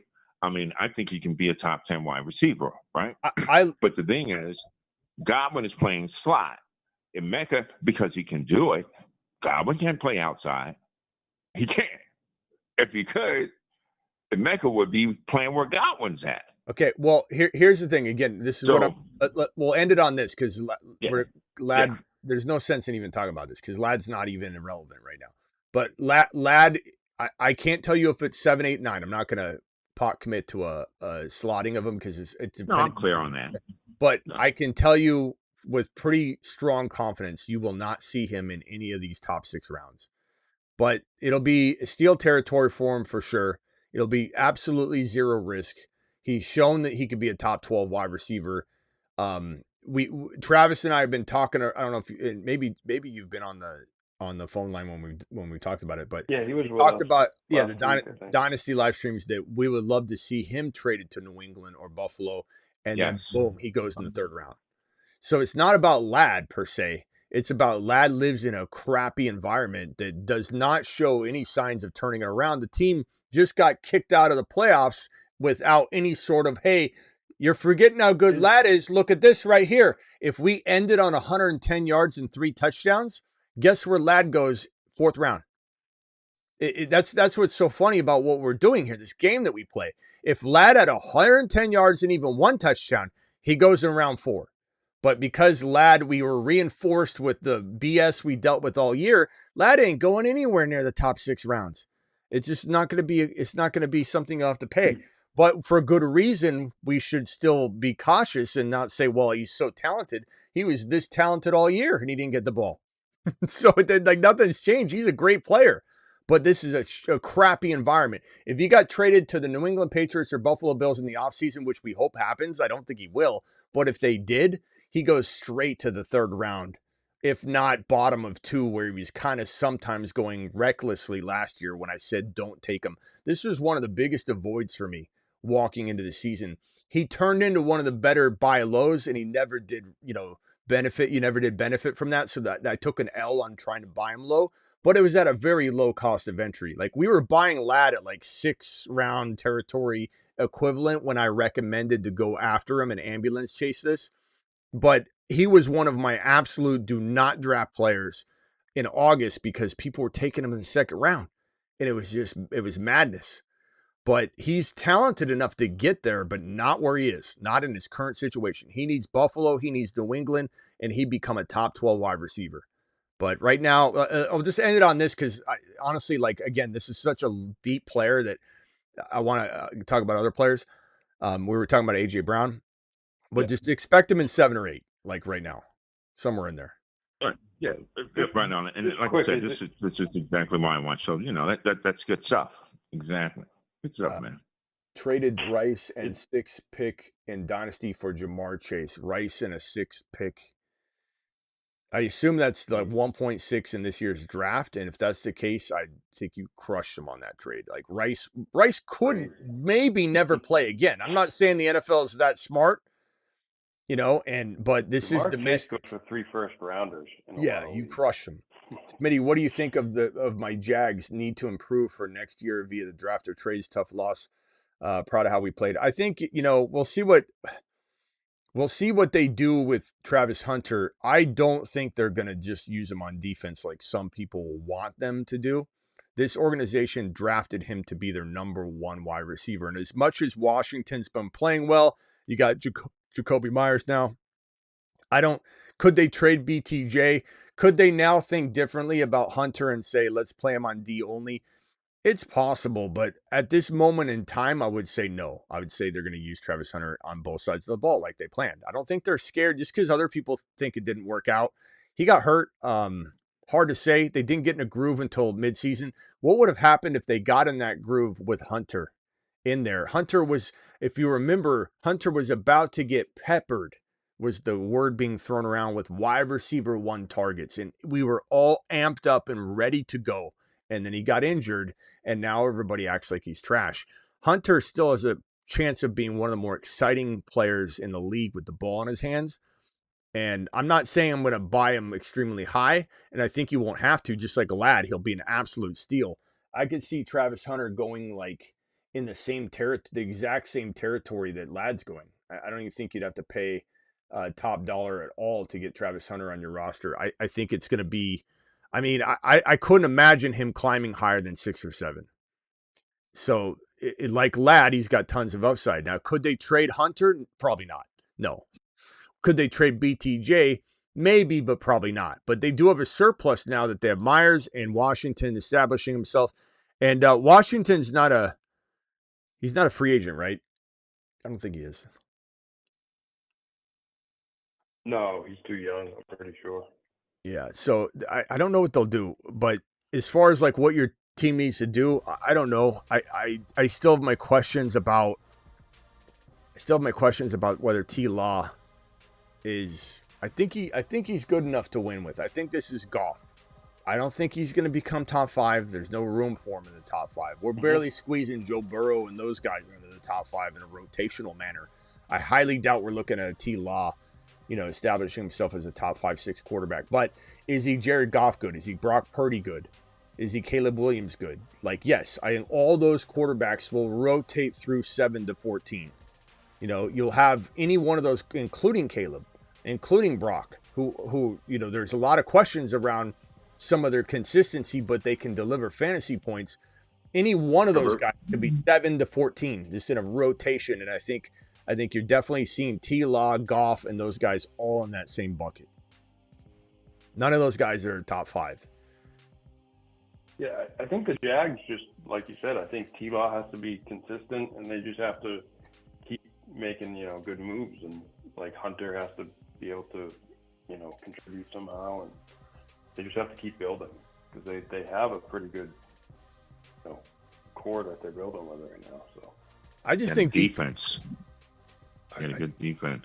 I think BTJ's movable right now. The same thing goes for Dunze, and ironically, those guys same drafted year, wide receivers. You have very, very high draft capital players in Dunze and BTJ, and you have a team in both the Jaguars and the Bears that they're not using them to that level. It's kind of like if you had, it's like, your dad or your uncle or somebody in your family that's had that Corvette or Porsche in the garage that they don't ever drive. They're scared to drive it. It's always covered. The wife's constantly yelling at them to get rid of it. You leave it parked so long that it has engine problems, and you just you begrudgingly have to sell it. And they end up selling it. Like, that's what you're doing with these two wide receivers. I think that Jacksonville might be more apt to holding BTJ versus Chicago Odunze, but at the same time, it depends on what happens in the remainder of the playoffs with Odunze. But I do think that they're looking at this asset that has number 9 overall draft capital, and they're regulating Odunze to trying to play a part-time role. And while that could change if DJ Moore's gone next year, I get it.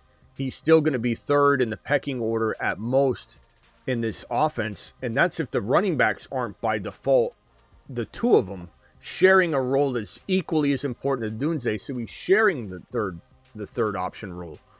And so you just got to ask yourself if this guy can even live in that role because he's built for something different. And will he just waste away? Does this become N'Keal Harry? Does this become, the wide receiver that wastes away that's supposed to be good? MHJ is another example of a guy where all three of Odunze, MHJ, and BTJ. It's so crazy we're talking about all three of them as being kind of make or break years in terms of their usage, and also can they become that player? I don't know. We'll see if either team covets the wide receiver enough to say, I don't care if we're not using them to the tune of their cost of entry. But it's possible that if, let's say the Jaguars, because now they got Myers, they've got Washington established, they have Travis Hunter they still believe in. Do they need another piece that BTJ can buy them? Surplus and then whole. Can we fill whole with surplus without damaging that room of wide receivers? Hard to say. Yeah, and if BTJ stays, there's just, for fantasy purposes, there's too many mouths to feed for me to buy in heavy on anybody till I see it. Yeah, I just don't. I don't even see a lead in him anymore. This is when he, and I beat myself up over it because I knew better. Even when I put him on the Supernovas list, and I did it, and part of me doubted him, and I let his production just overrule the gut instinct that I had that I just didn't voice. And I'm so mad at myself for not voicing it. Just thinking to myself, like, the numbers didn't match what I saw on the field. He was great at stretching the field his rookie year, but it was a lot of garbage time throwing, catching these long, touchdowns, and it all, 60% of it with Mac Jones, and, it wasn't even with T-Law. And it screamed, just sounding the alarm. Just my gut was screaming and sounding the alarm, and I just sat there and I didn't do anything. I will not do that this year. If I have a feeling on a player, I'm not going to ignore it based on the production, the early production we saw. It was too big of numbers to see. Like, it was blinding that he was number 4. Wide receiver 4. Number 4 as a rookie. It was so blinding. And I don't, when I see him play, I do not see a guy. And I didn't then. The numbers were just so good. You love the numbers, I did not see a player that deserved to be looked at as a top 5 wide receiver in the National Football League from a production standpoint. Yeah, I don't know if he can even get back to that, but I think in a very specific place, he could, be a top 10 or really high wide receiver too. Like, if you put him with Josh Allen and he was able to be that athletic freak and go and get the ball deep. And I mean, New England, you're obviously going to say because Drake May's great at the deep ball, but places like that, very specific places that need that piece, I think he can excel in. But yeah, if you like just Higgins, put him on this run-of-the-mill team, even I don't know, pick a place, average team, Pittsburgh Steelers, it's not going to work out. I think if he does go to New England or Buffalo, you will see me rank BTJ a lot higher than we should be ranking him, but because the situation's going to spoon feed him. But I will have my reservations about getting too amped up about it. I will definitely be on board if the price is right. My guess is the price won't be right. My guess is that BTJ with the number 4 overall production type of season mixed with a landing spot like that would trigger so many overvalued trains of thinking that we probably would be looking at a very risky pick. But I'd be very excited for Drake May or Josh Allen, and I might be I might be in very small amounts, like on underdog. I'd probably draft some BTJ for sure.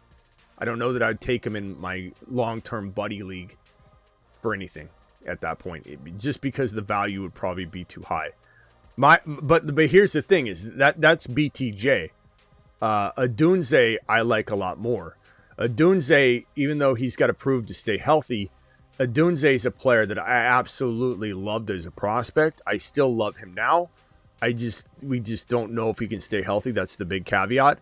But if he got traded to New England or Buffalo, I would probably have him in my top 12 wide receivers. BTJ, I probably wouldn't, but I think he could produce that. He really could. But consistently, probably not. But Adunze in New England or Buffalo would be a top 12 guy, in my opinion. He was such a good prospect. There's so much there. Right. He's uber talented. He could do anything. He's the kind of guy that could have 190 yards and a touchdown.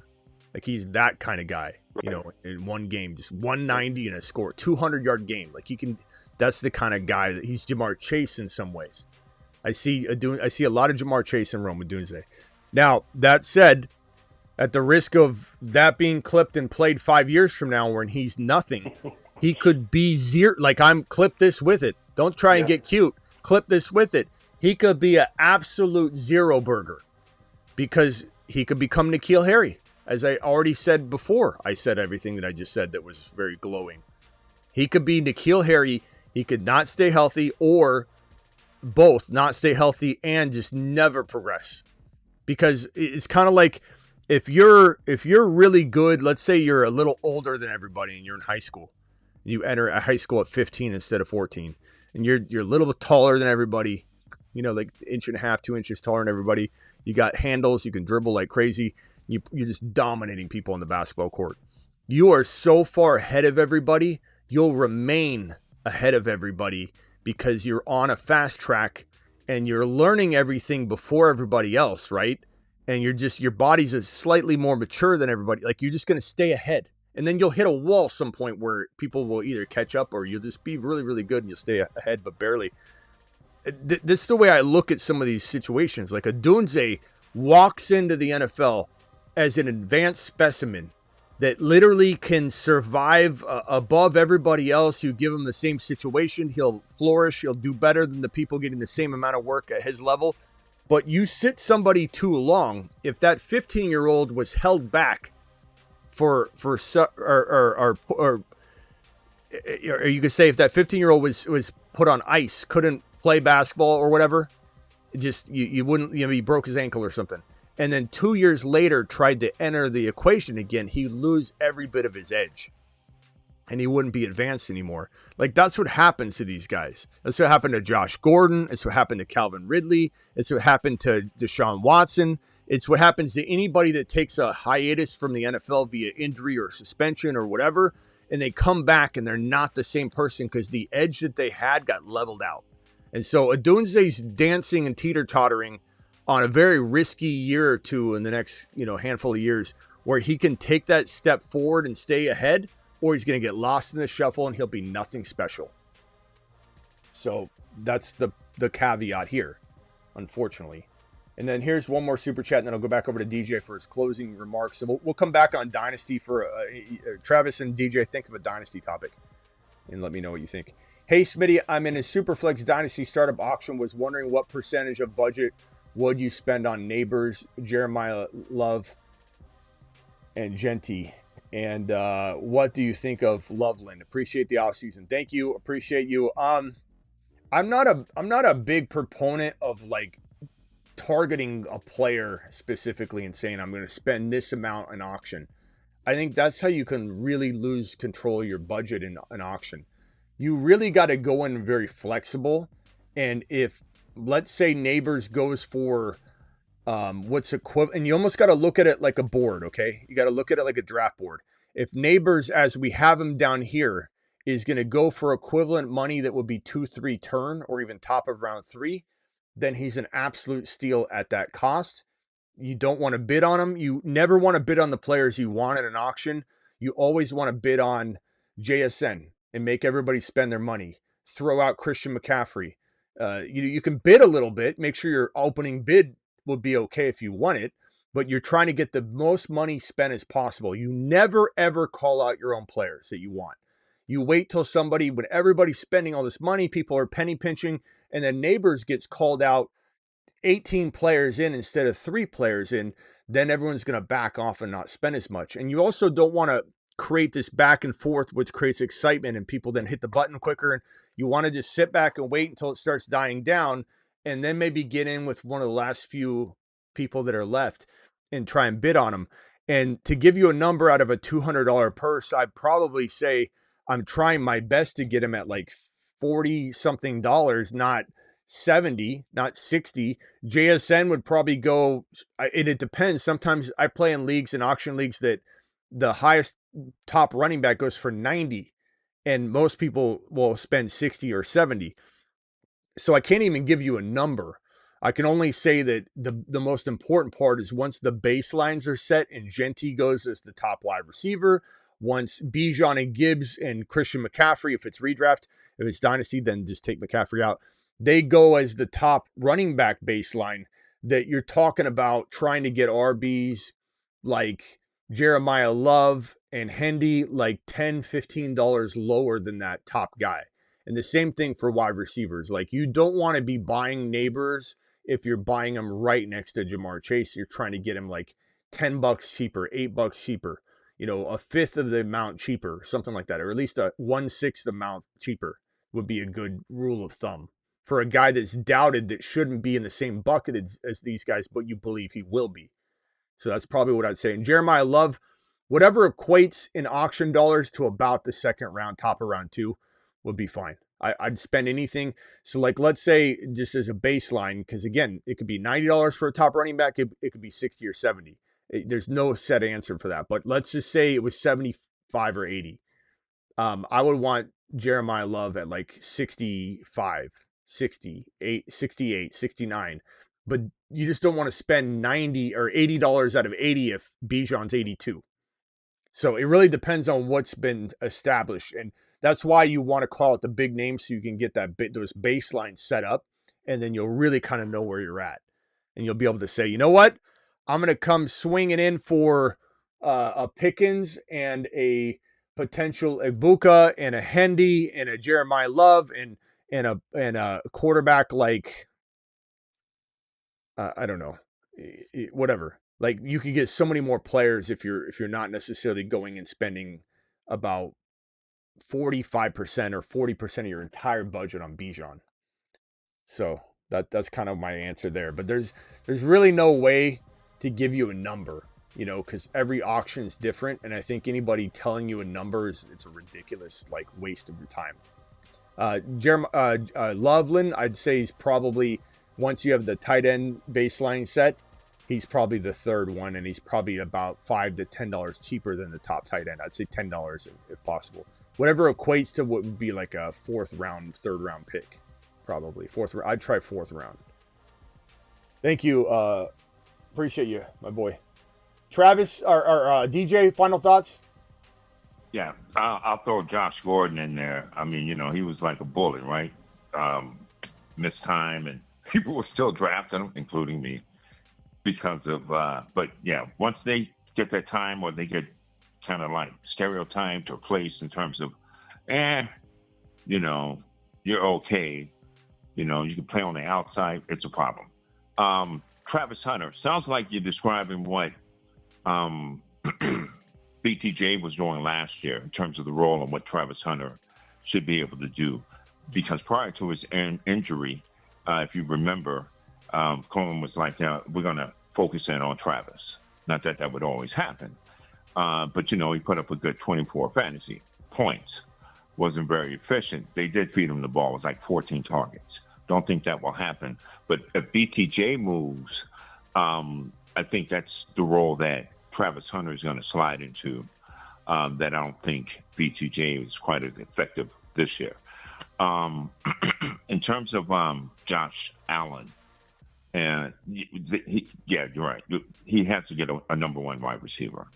Bottom, he's that good.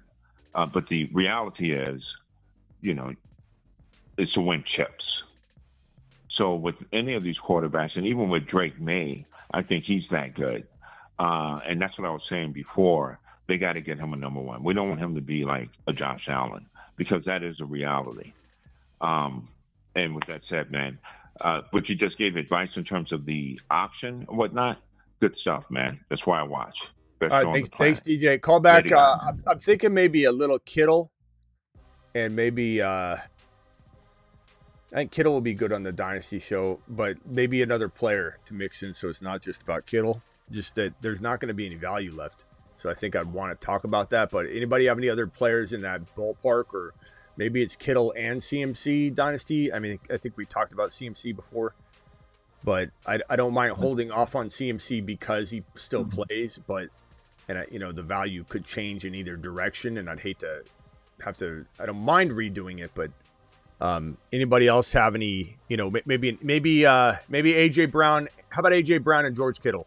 Because we got to talk about the value. I think AJ Brown's good, because that's you made a great point in terms of the wide receiver depth, and that too, and how these wide receivers are falling out. So, AJB lands, he's going to maybe move up, not from the middle, but maybe move up. So that might be a good idea. Yeah, I'm with that. I'm down. All right. Call in then if you want, DJ. Thanks, man. Cool. Yeah, thanks. All right, Travis, anything else before we go to the Dynasty channel? And guys, if you haven't, click the link and subscribe. It's pinned in the live chat. Just quick, it'll be interesting to see after tomorrow's game when they schedule the games, because I think Saturday, it's going to be cold either way in Chicago, which, I'll probably pick the Rams to win, but that's going to be tougher on them being in Chicago that cold. But there's a chance of snow on Saturday in Chicago, I think, and there's a chance of snow on Sunday in New England. So it'll be interesting to see if they get those days or not, because then the weather could actually play a factor in those games. Yeah. What's your prediction with the bracket? I'll pull it up real quickly and tell me what you think is going to happen. First of all, with the Houston-Pittsburgh game, and then who do you think is going to be on each? Who's going to So win these games?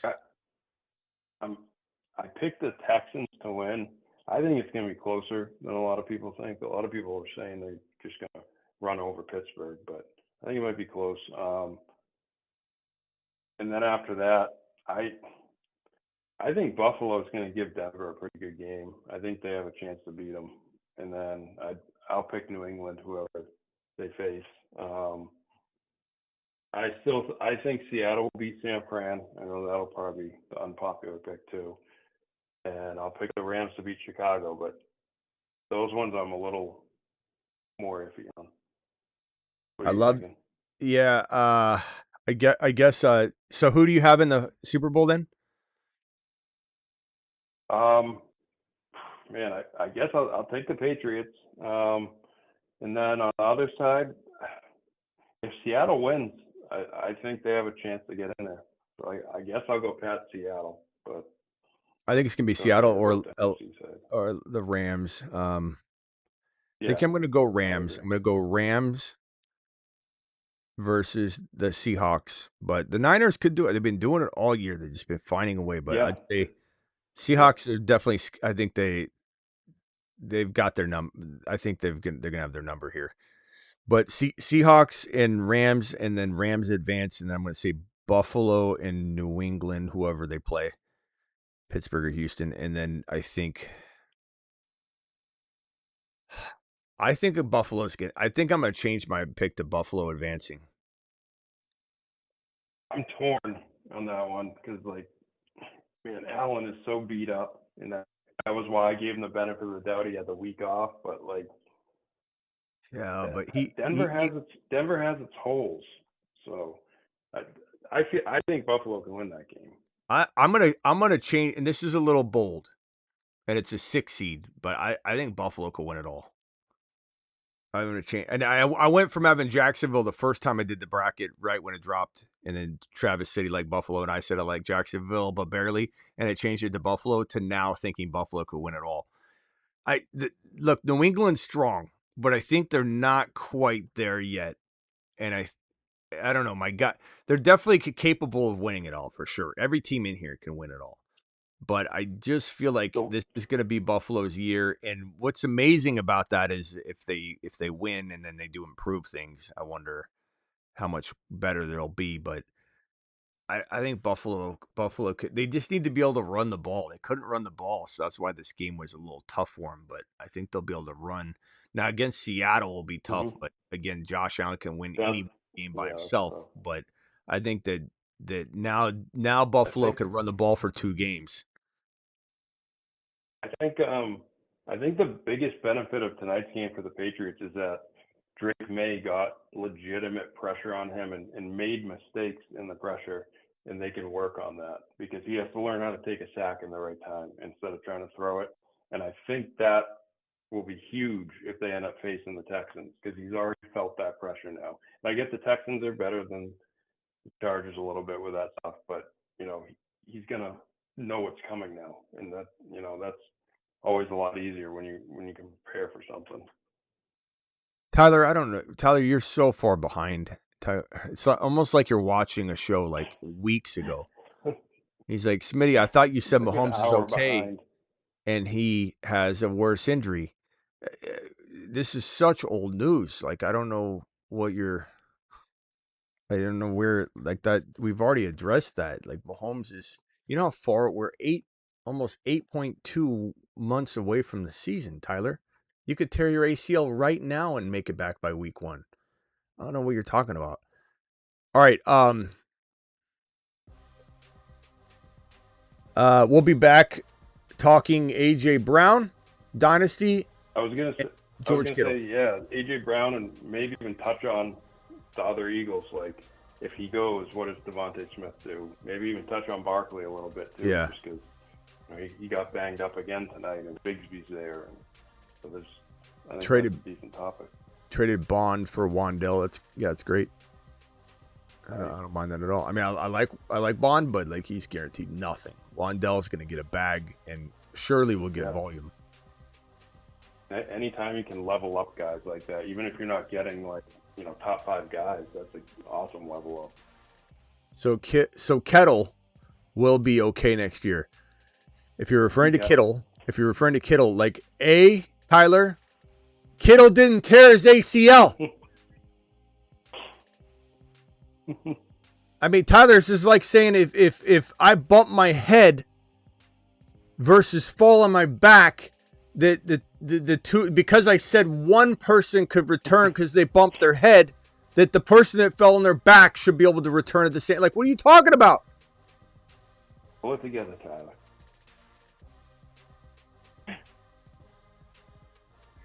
Why does Tyler agitate me like that? Why does he talk about the kettlebell like that? Come on, Tyler. I gotta wait for Tyler's response. I mean, I just don't even know. I don't even know what he's doing back there. We might not get a response if he's just watching the Mahomes. Well, I think he's probably researching the injuries now. He's probably like, wait a minute. Didn't Kittle and Mahomes have the same injury? I think they did. He's typing it in right now. All right. Like hockey, just lower body injury. Yeah. He hurt his lower body. One was a severed ankle and the other one was a bruise. So you're saying that the guy... I love how hockey does that. Hockey just lists lower body, upper body. Like extremity. At all. One of the extremities. You don't even know which one. Yeah, Kittle. The guy on the Bruins once had a punctured lung, and they just listed upper body injury. Yeah, somewhere in the upper region, upper quarter. Is Tyler ever response? I don't think he does. All right, Tyler, we'll see you later. I'll see you on the Dynasty channel if you want to follow up there. All right, Travis, call back in on the Dynasty channel later. Yep. See you, buddy. Yeah, Kittle's cooked. But we'll talk about that on the Dynasty channel. So head on over there. The Dynasty link is pinned in the live chat. It wasn't a second ago. I just repinned it. Dynasty channel, click on the YouTube link. It's a YouTube show. Somebody said, is it a YouTube Dynasty show? Yes, it is. So click that link. It's pinned in the live chat. My Rumblers over on Rumble. Appreciate all of you over there. Golf, appreciate you. Golf's been talking up a mad stormer. Sorry for the spamming. Love the great work, Smitty. Take care, chat.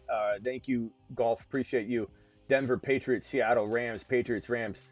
For Dynasty in the future with the Bears, with Ben Johnson. That's a good topic. We're going to do this other one, though, for now. A Doomsday 2 years with Ben will be much better. Maybe Aldi, but you're talking as a Bears fan. I mean, you're just being optimistic. There's maybe not enough room for him. We'll have to see.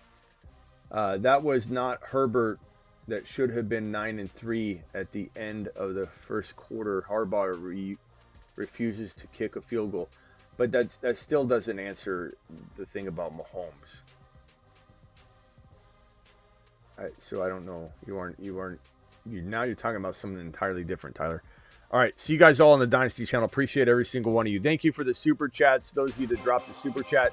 Lewis, C-Dub, Worldwide, 9999. Appreciate you. And Racing Boy. You guys rock. Thank you, Rumblers. Thank you, phone callers. Thank you, everybody. I'm live Monday through Friday, 8 p.m. Eastern, every single Monday through Friday. Live whenever big news breaks, and live at midnight Eastern almost every single night, especially after a game, to recap it. Don't forget to get on over to my thefantasyfootballshow.com. Rankings, bold predictions. All the rookies are included in the trade calculator, the bold predictions. The rookies are embedded in everything.